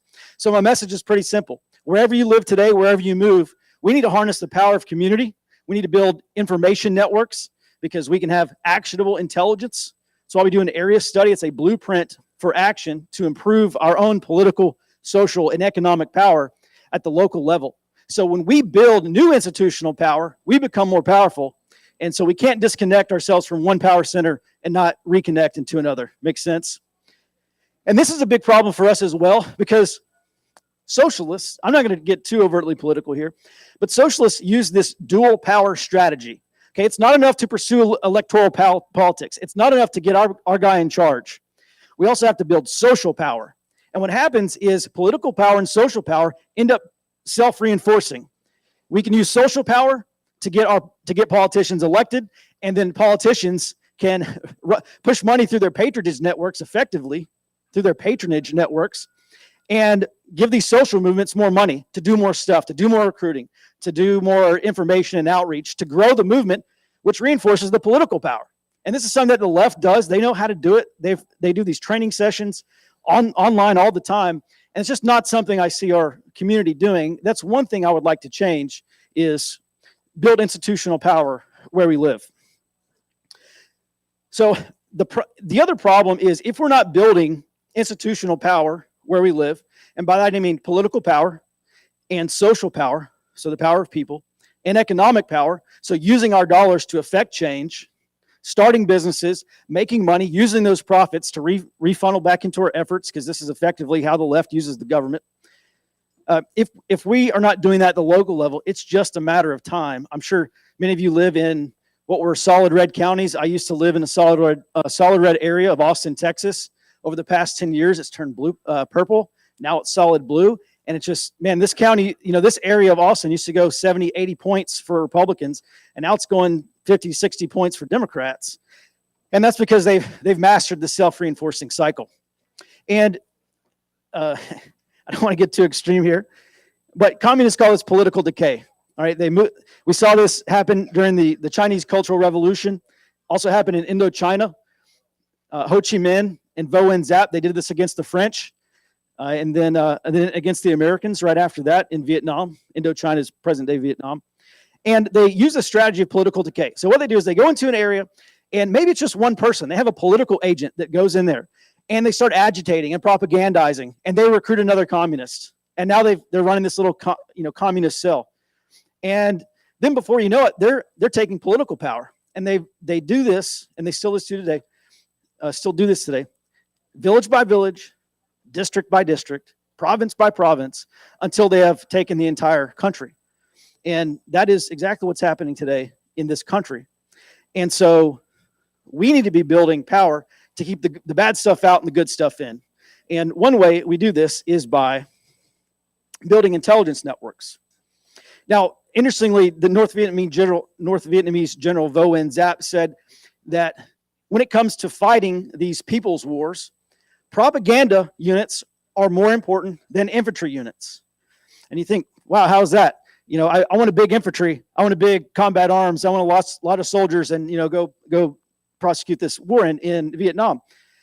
And the problem is, the more propaganda you have, actually less reliant you are on actual kinetic part of war fighting.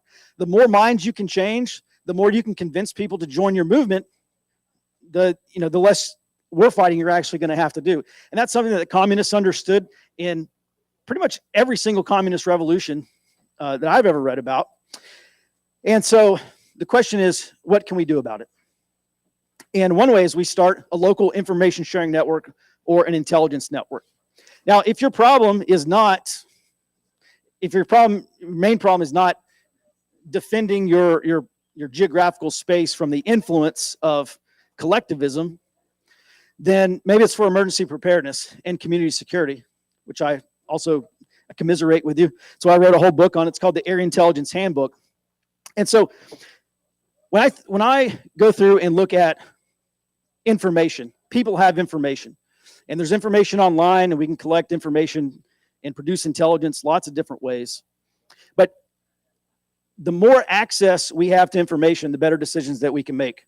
And in an emergency, think about time-sensitive decisions. We want lots of access to information. So effectively, we need people. We need neighbors. And not just neighbors. I'm a little person where I live. I need big people. I need people in politics and in business and in finance and in law enforcement. And I need lots of people feeding us information so that we can stay ahead of the curve and be proactive rather than reactive. Now, just a little bit about me. My name is Mike Shelby. I'm a former intelligence analyst. I spent over 3 years in Iraq and Afghanistan, about 40 months. And what I do today is teach individuals and communities how to do an area study and how to analyze and assess your area, how to figure out what your threats and hazards and vulnerabilities are, because that's the stuff we need to counteract.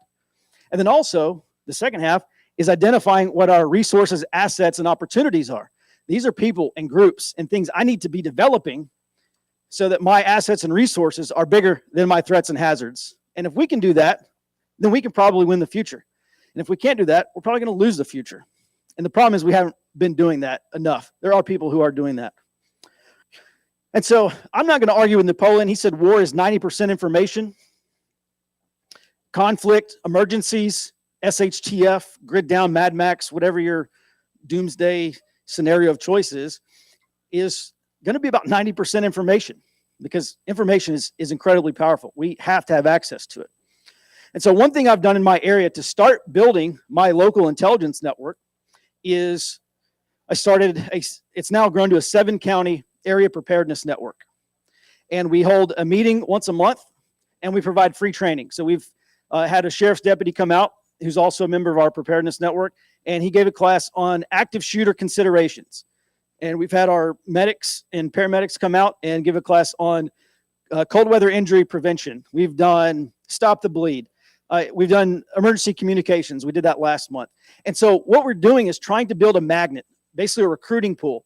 People invite their friends and family. We invite people from the community. It's a 1 to 2, maybe 3 or 4 hour training. We give it to them for free. That's our magnet. We bring people in, and then we get to talk to them, and they get to feel us out. We get to feel them out, and we make friends, and we meet new people in the community. And we've been able to we have a local judge. He's a federal judge now.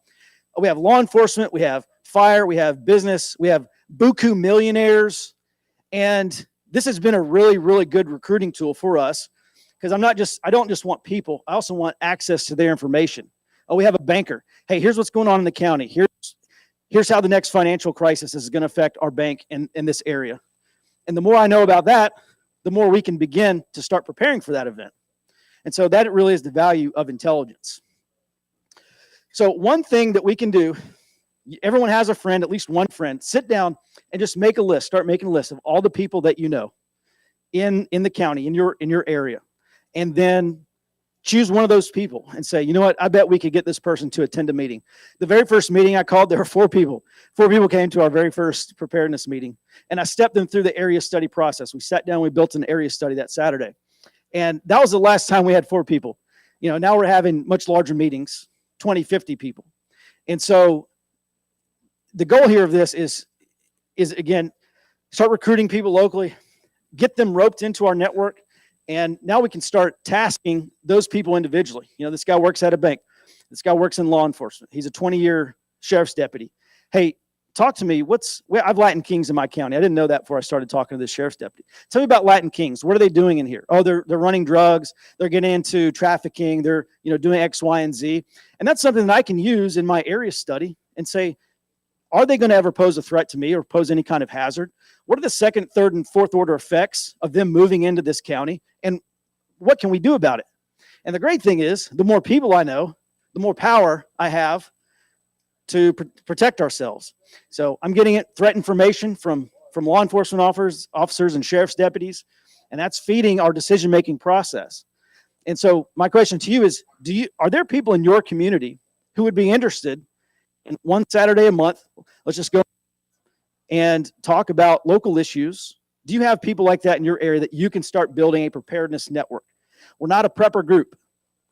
It's a preparedness network. And all we're doing is attracting like-minded people into these meetings and sharing information so that we can make better decisions about the future. The next question I have for you is, who are the key influencers in your area? One thing we're trying to do now is work with local churches, because I don't want to look at a church and say, well, there's 500 people in this church, and I don't want to go up to them individually, all 500 of them. So what can I do? We'll go offer to do a free emergency preparedness seminar on a Wednesday night at their church. And so if I can find that pastor, that minister, and I can influence him and I can change his mind, hey, actually emergency preparedness would be a great thing for my church. Great. Well, let's set up a Wednesday night. We'll talk about how to prepare for tornadoes, because that's the most common threat and hazard in my area. And all of a sudden I'm reaching hundreds of people that I would never have reached before. And so who are the key influencers in your area that you can link up with and then get access to their network? Because that's the secret of building your network, is getting access to other people's networks and then bringing them in.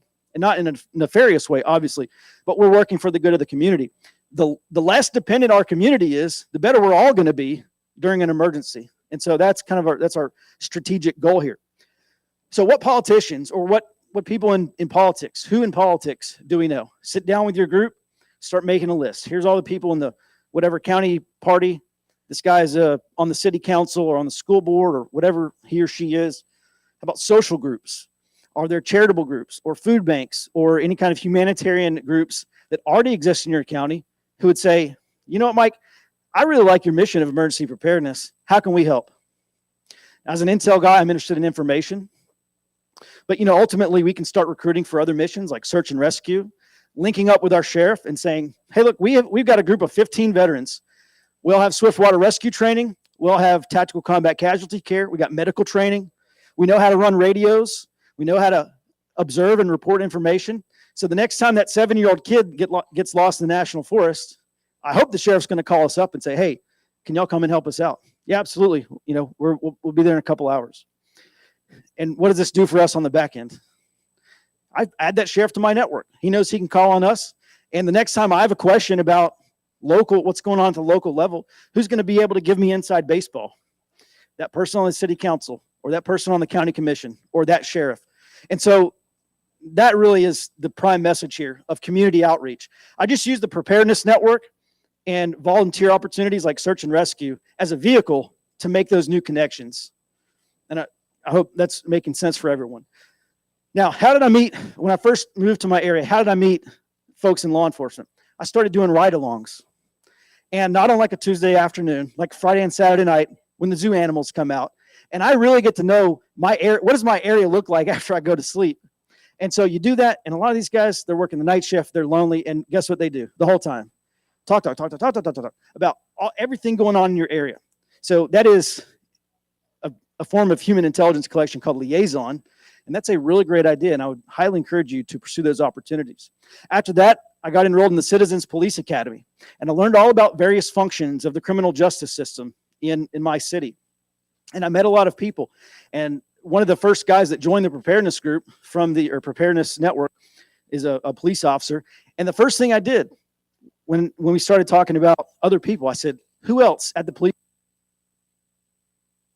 Check. Oh, who else? What other police officers are into preparedness? Which police officers like hunting?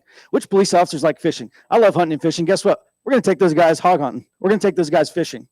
And again, right, I'm just trying to improve my level of access, meeting more people who have power and influence and information, people who can feed me information wittingly or unwittingly. They don't have to know, oh, Mike's going to use this for his area study. They can be an unwitting source. If we have time, we'll talk about that stuff later. Also, volunteering opportunities. You could volunteer with your county sheriff's office. Many of them have fundraisers or bake sales or, whatever their car washes, whatever they're doing. Go and volunteer and meet those people. And when that county sheriff or that county commissioner or whoever, your local politicians, see your face a few times, and you're like, oh, wow, this person is showing up and pitching in and helping out. Now I'm going to meet this person. And I add another node to my network. And some of you may be thinking, well, Mike, I don't have that much time because I've got a full-time job. I work 60 hours a week. I got 3 kids. We got soccer and ballet and piano and all this other stuff.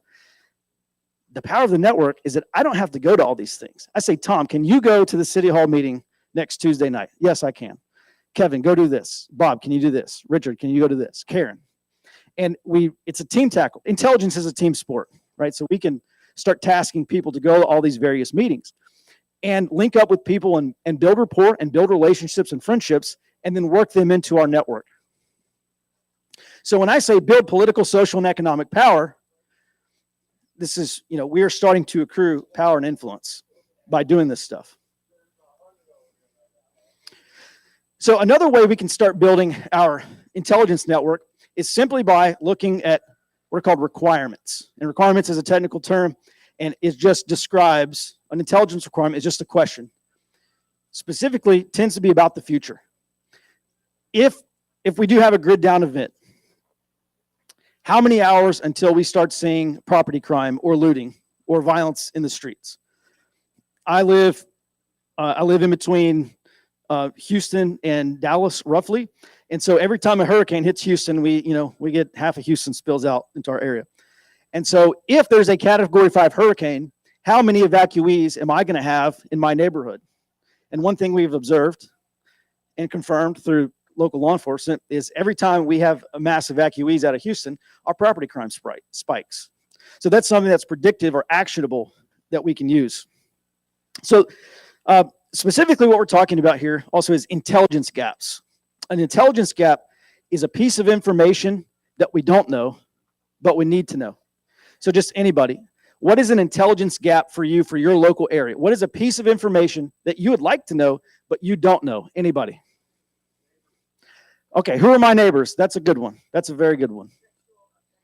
Yeah, so who's on the sex offender registry list in my area? What's another one? Yeah, what gangs? Yeah, what gangs and cartels are active in the area? What else? Yes. Yeah, how many illegals are in your county? My county, on a good day, is between 20 and 30% Spanish speakers at home. So I know that. So what am I trying to do? Trying to gain fluency in Spanish, in the old Espanol. And I say on a good day because that's just the official number. I actually don't know what it is. But being in Texas, we have a lot more Spanish speakers than we used to. What else? Yeah, homelessness. Yeah, not just maybe the homeless rate, but yeah, where do the homeless people hang out? By the way, you want to talk about good intelligence sources, homeless people, because they're out there on the street. They see what actual life is like. They know the drug dealers. They know who belongs in that area and who's new and who isn't. You got to be careful with those people because well, for obvious reasons. But otherwise, yeah, just chatting them up. When I used to live in Charlottesville, and there was an ice storm, we were late for work, and so there used to be homeless people that kind of lined the streets of, like, right down the street of where I lived. And so I went to a hot dog vendor. I'm like, hey man, just give me 20 hot dogs. How much? He said $20. It was a long time ago. And so I went and found one of those homeless guys, because there was a homeless shelter nearby. And I took him to a little restaurant, and I gave him the hot dogs, and I just said, hey man, what's life like for you? You know, what do you see out there? And we talked. He actually went to prison for murder. And after he said that, I was like, maybe I shouldn't be talking to this guy. But that's just an example of, making an acquaintance, talking, asking questions. That guy was super happy to talk to me. And so, we got to get out there and be personable and talk to people, develop these relationships, and then have them provide the information that we need. All right. So we have all these intel gaps. So how many illegals are in our area?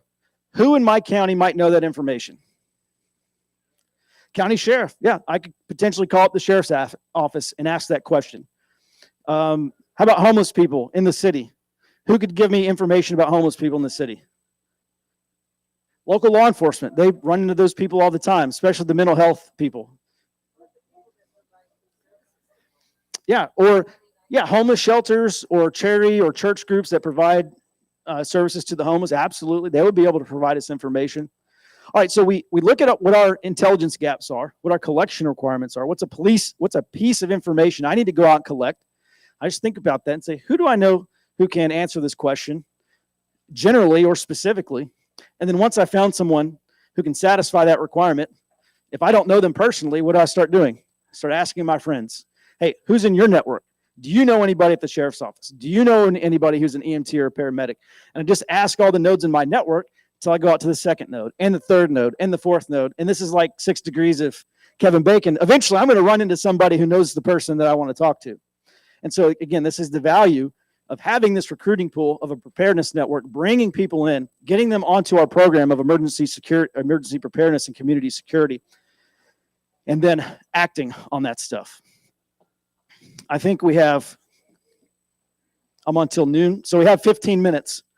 I can continue talking about human intelligence, but I want to open up for any questions. As general or specific as you like. If there are no questions, I'll keep talking. Yes.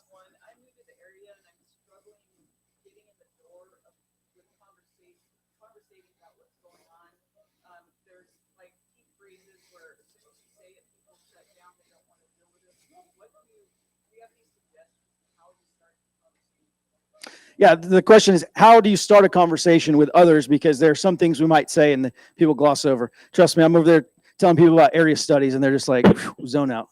All right. So ultimately, people act in their self-interest. And really what we're talking about here is source motivation. What are the motivators of individuals, or how can I motivate someone to provide me information? And there's a really cool acronym. If you want to write it down, you can. It's MICE, M-I-C-E-R-C. MICE RC, motivating factors of humans. So number one is, traditionally it's money. We use material. There's somebody, a homesteader in my area, and he needs a hand. Can we do a work party after our preparedness meeting? We've done this many times before. We're going to help Mikey butcher chickens. We're going to go and clean up brush for this guy. And that homesteader, all of a sudden, he's like, oh, these people are really nice folks. And then they get involved. That guy or gal gets involved in our network. And now I've got another point of contact. I got another sensor out there. In the Army, we said every soldier is a sensor. In our community, every member of our community is a sensor. If I'm not trying to link those sensors up with me, I'm failing in my job. And I think this is probably one of the more overlooked aspects of preparedness as well. Organizing your sensors and getting them collecting and producing information for us. So MICE RC. The first is money or material. Next is ideology.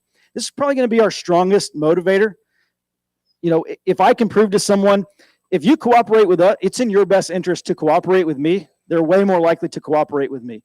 And they cooperate with me because they know I'm trying to bring stability. We're trying to prepare for the future. We're trying to make sure our families and communities are safe. I want all that stuff. How can I help?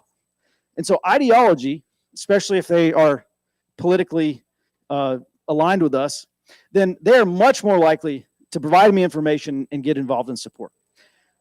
Next is C, This is illegal, so do not do this. But compromise, right? It's intelligent, or espionage specifically is a very dirty business. And, there's laws you can break that we can't. But getting people in compromising situations, whether that's stealing money or doing something illegal or an affair, right? Everyone's familiar with the honey pot or the honey trap, rather. And so we get people in a compromising situation, and now all of a sudden it's like, hey, it really would be bad if Kathy and the kids found out about what you're doing yesterday, right? Kathy doesn't have to find out. Here's what I'd like you to do. Work with me. We'll sweep this under the rug, right? So that's an example of compromise. It's illegal. Don't do that. Next is ego. Well, if you do it, don't say you learned it from me. Next is ego, and people talk and people will do things because they want to bolster their ego. So we can use what's called an ego up approach, and say, man, wow, you really know a lot about gangs. Or, did anyone see this last Air Force kid who got arrested for giving classified information to his Ukrainian girlfriend? Right, and it's really like some Russian GRU dude or whatever. And so in the affidavit, they published the chat logs of him talking to his girlfriend. He's like, "Oh, you're so smart. Like, oh, you're my little spy, providing me information. Oh my gosh, I love you so much. You tell me stuff before it comes out on the news." And it's just like, man, some 19-year-old Air Force kid with the top secret clearance just responding to that. Why? Because it's ego. Like, he wants to do this because he is in love with this dude, and he doesn't know it's a dude. Next is revenge. People will do things to go out and get revenge against the people they hate. So that's another way to motivate a source. And then finally, the last C is compromise, coercion, which is also illegal. All right. It's the credible threat of force. It's threatening someone. Do this or else. Do this or, we're going to go get your family or whatever. Cartels and stuff do this all the time, right? The whole plata o plomo thing, silver or lead. We'll pay a police officer off. We'll give you money to work with us, or we'll just kill you. All right. So coercion. So those are I don't know how many other motivating factors there are. So the question is, how can we motivate someone to provide us information or to work with us? Well, we just appeal to their self-interest. We appeal to their psychological needs. What do they want from me? How can I help this person? What do they want out of this relationship? If I can give them that benefit, they're far more likely to work with me. So the question is, when we go and talk to these people, what is in their self-interest? How can I get that person to act in his or her self-interest, which is also aligned with my self-interest? So come to my booth and we can talk a little more tactically about conversation mapping and prompting and other things we can do when we're talking to people. Any other questions? It's a question for her. Any other questions about area studies, intelligence? Yes, sir.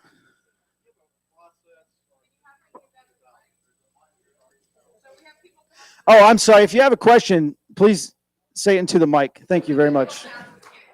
Okay, gotcha. So do you have a process you go through from like a trust and vetting standpoint? So when you're talking to a large group of people that you don't really know, but you want them in your circle, you have a process you go through to kind of make sure you don't have the wrong people in that circle that can compromise what you're trying to do? Sure. Yeah, absolutely. So the easiest and most popular thing is to do a background check or invite them to a shooting course, invite them hog hunting. Come out and go hog hunting with us.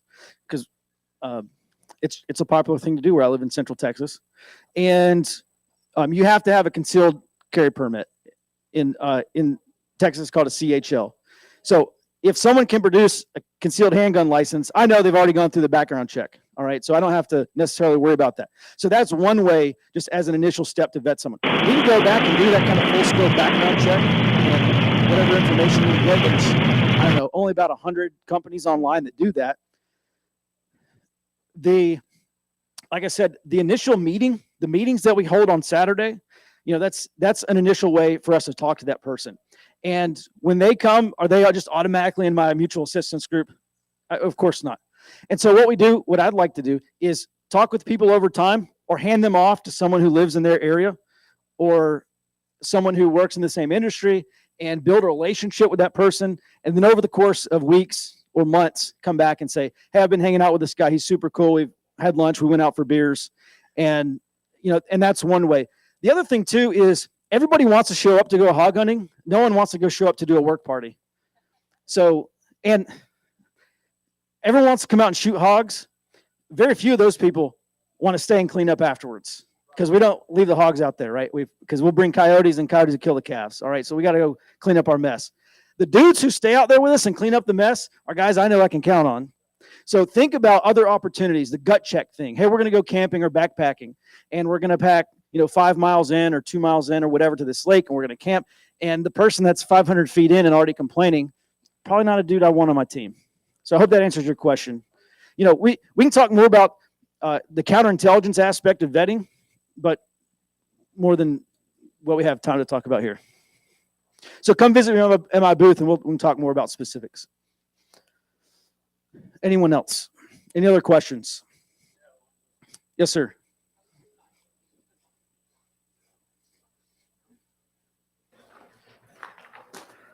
Roll Tide, by the way. Roll Tide. So, do you feel like there's a certain group size that things can maybe people separate into different groups from there? How does the community coalesce? Does there have to be one champion that keeps everything organized? Is it kind of loose, like everybody kind of separates off into their different skill sets? Mm-hmm. That's kind of the question. Great. Yeah. So great question. Yes, there is the law of diminishing returns. Your group can only be so big before you start to lose, any kind of control. I don't mean that in like an authoritarian way. I mean, having positive control over this group. And so that preparedness network is just our first contact point. From there, people can join a mutual aid group if they live in the same neighborhood or the same part of the county or same part of the area. And, and then we do have, other groups. So yes, one thing that is absolutely critical for running any kind of network is leadership. So I'm kind of the reluctant leader of the preparedness network. I haven't been able to find anyone to hand that off to. And so if I'm working 80 hours a week in my company, guess where I'm not working? In the preparedness network. So ideally you find a retiree who had an engineer or someone who's organized and capable of leadership. Guys, it's one Saturday a month. It's not a ton of work, but you do have to stay on top of it. And so, yes, in addition to a leader, we also have a steering committee, which helps us make decisions. It helps us figure out our training schedule. So what are we talking about for our May meeting and our June meeting in July? And, we're really kind of organized based off the Army staff system. So S1 is admin. So personnel, how do we contact the network? Who runs our email list? Who gets in contact with all our network members? S2 is me, obviously. S2 is intel. S3 is training and operations. So we have an Army infantry guy as our S3. S4 is logistics. So we have our diesel mechanic, like all around, he could probably fix a Saturn V rocket ship. And he's our supply and logistics guy because he knows where to get the parts for anything and everything. And then we have S6, which is commo. So we actually have to have 2 commo people. And they run our emergency communications network. And they also run our two-way system. So those are my recommendations as to how to lead a network and how you organize leadership so that you can continue to push momentum forward and keep growing. Any other questions? Well, if you think of some more questions, head up to the mic. All right, let's talk about the source recruitment cycle just very briefly. We're really going to focus on the front half of the source recruitment cycle, which is spotting and assessing. So a little while ago, I was talking about collection requirements. The pieces of information that we need to go out and collect. Where do the homeless people hang out? And what are the homeless people doing? And are they pushing drugs into the community? Or is MS-13 in the county? What are they doing? Latin Kings, what are they up to? All right, so we have all these pieces of information that we want to know about. And so in the spotting and assessing phases, or typically one phase, I'm looking for people in my community who can either provide me access to that information or provide that information specifically, or who has a skill set that I would really like to have in my group. We have a former, he was in the Marine Corps. He's a radio systems maintainer. So he fixed radios. Is that a guy I want in my group? He can fix ham radios. Yeah, sure, of course. Yeah, absolutely. So we are always trying to spot people in the community who may be aligned with our goals or have skills or knowledge that I want access to. And then assessing. Once we spot or identify that person, now we need to assess what are their values? What are their political beliefs? What's their culture? Are they culturally a good fit with us? Is this someone that we actually want from a personality level? Is this someone I actually want in my network? So spotting, assessing, developing. Once we spot somebody, we assess them. Yeah, actually, I really want to know this guy, or I want to get to know this guy. We start to develop a relationship with these people. And if he plays golf down at Shady Acres Golf Club, I don't know. I either find someone who plays golf in my network or I learn how to play golf. And I show up there and I bump into him. Oh, hey, what's up, John? You know, I met this guy maybe a couple weeks ago. Or I look for someone who knows John and I ask for an introduction. Because what does that immediately do for me? It gives me some level of credibility. Oh, well, if Tom is friends with this guy, he's probably an okay guy. So I develop relationships, or I get someone in our network to develop a relationship with this individual, and then comes the recruitment phase. So spotting, assessing, developing, recruiting. And recruitment is the hard pitch. Hey, here's what we're about. Here's what we're trying to do. Here's how we would like you to help, and here's how you can benefit. Just in the unclassified version in a nutshell. All right, any other questions? We have a question from the digital passes. Letty wants to know if there's a way to assess how many immigrants are coming into a region. I would go to the county sheriff or potentially your county's emergency management agency. If you have one of those, those are two places where I would start. Or if you have a relationship or know someone who at the local, county newspaper or your regional newspaper, I would just get a journalist under that. That's a journalist's job. Answer those questions. So again, the benefit of knowing lots of people from different walks of life is, and having relationships with them is I can task this person to go out and gather this information. I hope that helps answer your question. Looks like it. Okay. All right. So just kind of in closing here in the last few minutes, identify your intelligence gaps and write them down. This is something that in every chapter we talk about intelligence gaps. In the Area Intelligence Handbook, I do have these for sale over at my booth, which is on the right-hand side, right down here. And come talk to me about area studies. We can also do an area study. The second layer of our operational environment is the human terrain. So when I'm assessing my local human terrain, it's not just demographics like age and sex and race. It's political beliefs and attitudes and behaviors and cultures. And so also, let me say this. It's not just individuals that I'm trying to work with. It's also groups and subgroups of people. And so identify your intelligence gaps and then think about the people you know, or go one more note out. Think about the people you know who know somebody who can help satisfy those intelligence gaps. And if you can do that, you are practicing human intelligence. And it's a very practical thing to do, because the more information I know about my area, the more I can anticipate future events, the less uncertainty I have about the future. And when we can identify those threats, hazards, and vulnerabilities and their second and third order effects, I know exactly what to prepare for. And human intelligence, or HUMINT, is one aspect of that. Any other questions? Then I think my time is about up. Yeah, I was going to say, we could maybe sneak one more in if you wanted. If anybody's got a quick question, we can. If not, we're going to kick Mike right off the stage. Guys, I teach 3 and 5 day classes on this stuff, so we can keep talking too if you want. All right. Well, we tried. Where do they get your classes? Yeah. Yeah, so our classes, we teach them all across the country. You can go to grayzonestore.com, and that's where all our books are. And we're intelligence and special operations veterans teaching intelligence and security skills. And Gray Zone Store, that's gray with an A.com. You can also see our course schedule. We have, my next course is coming up in the first, it's May 4th, somewhere around there, in Harmony, North Carolina. It's a one-day area study workshop. If you want to come out, learn how to build your area study, go through it with me step by step. I'll show you exactly what to do. And you can find out more at grayzonestore.com, gray with an A. Thank you, Mike. Appreciate it very much. Thank you all very much. If you want to, she wants to do a, that's all right. We'll go over here. Thank you, Mike. And we're going to be at the same event in Harmony, actually. So I will see you there again. So, all right. So Nicole and I, we're gonna come up on stage here in a minute. But opportunity tickets. I know I already told you that we had it rigged last time, but they made sure I couldn't buy any tickets at all this time, so we couldn't win anything. So Nicole and I settled on the price. So it's one ticket for $10, 3 for $25, and 20 tickets for $100. So if you look down here at some of the cool giveaways, that's just a sampling of what you're going to Let's talk about get. what some of these are. Yeah, please do. Do you see this pile of loot right here?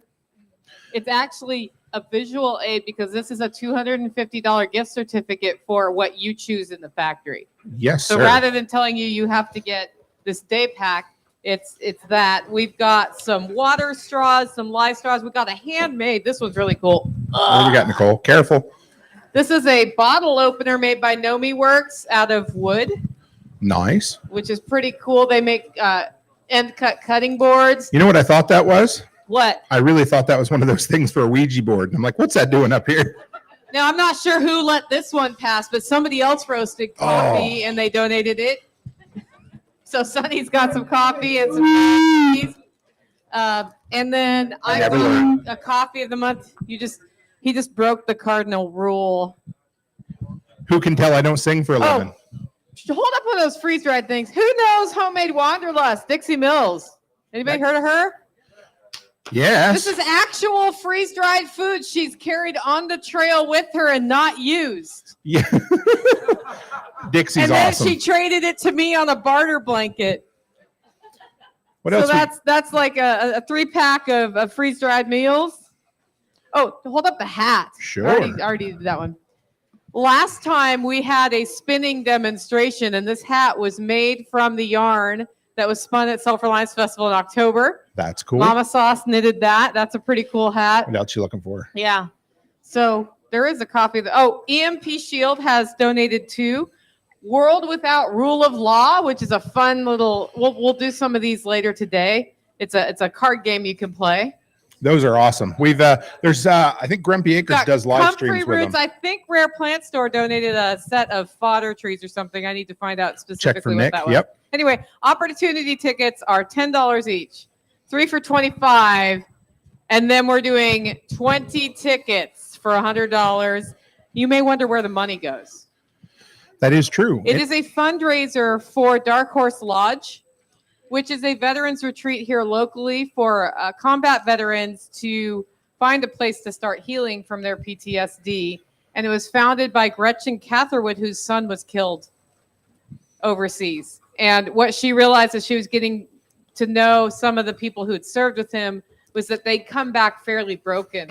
And we were losing veterans at an alarming rate to suicide, to mental issues. And so she embarked on an impossible task of raising, I don't know, $1.5 million to build cabins out on a piece of land with a central area where caretakers could stay separately from the veterans, because what they found out is when combat veterans spend time together, they will share stories and start processing some of the things. But what they won't do is tell those stories to people who don't know, who haven't been there, because they don't want to put their trauma on somebody else. So that's what we are raising money for, in case you were wondering, for the opportunity tickets. We'll be coming over after with the little bin like we did before, asking for money. And I mean, well, we have tickets here. So if Okay. you'd like to buy tickets, come up and see you me, can and give we can. us, Yep, you can give tactical money. right there. Yep, tactical. So Seriously, come here. 10 so $10 a Tactical ticket. is a combat vet. He will gladly take money. He's the one who connected me with the lodge, he and Kurt Duggar. So he will take money. And then you keep one ticket and you put the other one in at the information booth. There's a little basket thingy. It ends up being pretty good. So we're gonna talk a little bit about where everybody's from. Is that the idea? Yeah. Okay. So one of the most popular things we do, which is funny because nobody's here. Well, you guys are nobody. Fewer people are here than usual for this. Is we'd like to find out who's here who doesn't think there's anybody near them who they can start to connect with, or who wonders how they can connect. Okay. Where are you from? Come right up. Where? Indianapolis. Is anybody in the area from Indiana, Indianapolis, anywhere like that? Raise your hands. Nobody? within a little You're drive. right. You're alone. Ah, Yeah. 20 20. tickets for $100. 20 tickets for $100. So there's actually a couple who's been down to this event a couple of times that I head up to. They're in Illinois, but they're not very far from Indy. I think maybe 3 hours Three away. Chicks Homestead? Two Chicks Two Chicks Homestead. Homestead. Yep. Nate and Aaron. Do you know Nate and Aaron? Chicks. Sorry about that, Aaron. Yeah. So they're not far from you at all. We're having another get together there in like 5 weeks. So if you're interested, tickets are $1 simply so that we can hold it. But yes, so there's one connection right there. Yes. We usually have a vendor here who's selling cinnamon rolls, who is from Indiana. That's right. But it's yeah. a few hours away. There are a number of people. Yeah. Yeah. You are not alone in Indiana. Now, California, I'm not sure what I can do for you guys. No. Where are they? They're going to be the butt of our joke. No, that's Yeah. not. But I can't say much because I come from Canada, guys. It's like worse. Yeah, it's like California, but with cold. It's miserable. So Okay, who else wants to try to find people? yeah, somebody. I'm sorry, what? Massachusetts. Online, Northern, is it all one person? I will. Okay, anybody in the Massachusetts area? So New Hampshire will be here at the next event. Oh, good. Backwoods Butcher is from there. There is a big community that is developing in New Hampshire also, which is not far from Massachusetts. It's all right there. Yeah, it's all right there, especially if you're from Texas. It's all right there. We're shooting at having to get together in that So area. I would reach out to them. The Free State Project is a really good resource in that general area. Free State Project, just because not only do they track people in New Hampshire, but like they have a pretty good database. I would reach out to that in that area. That's what I would do. We had a gentleman We right had there in the somebody with camel their hat. hand up. Yeah. Yep. Where are you from? Missouri. Now I've already talked to at least Yeah, I know. one There's a bunch person of from people there. here from Missouri. Who's from Missouri? Anybody in the room right now? I think they're sleeping wherever they They're are. I sleeping. don't- They yeah, didn't yeah, yeah. realize it was connection session. That's time. okay. What I happened? didn't. No, it's good. Have you ever heard of a neck knife producer called MT Knives? Yes. Do you know him? No, but I've heard. He's in Missouri. He's not far from you. Yeah, I would reach out there, and then we'll do this again at another time of day just to try to connect. Anybody else want to try? Yeah, Wisconsin. Letty, are you on the live stream? Letty Lou. Yes. Letty's on the live stream. Can I say your email out on the internet publicly? Yep. Letty at backwoodsconsulting.com. LETTIE at backwoodsconsulting.com. And Nate and Aaron, even though they're in Illinois, are not that far from there either. Yeah. They're that whole kind of, Wisconsin. what do you call it, Wisconsin area where they have bagged milk. Sam, where do you I live? know, I heard. Do you live in Arkansas or Missouri? Where are we at? When you're there, Nomad. Arkansas part of the time. Okay. Are you ever in Missouri? Yeah, I go to Missouri. Because we've got somebody here looking for Missouri. I'm playing a bunch in Missouri. Can you two like meet like it's you two right there? Talk to each other like no. Yeah.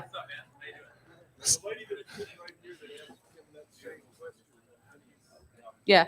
Well, she left, so she missed her opportunity.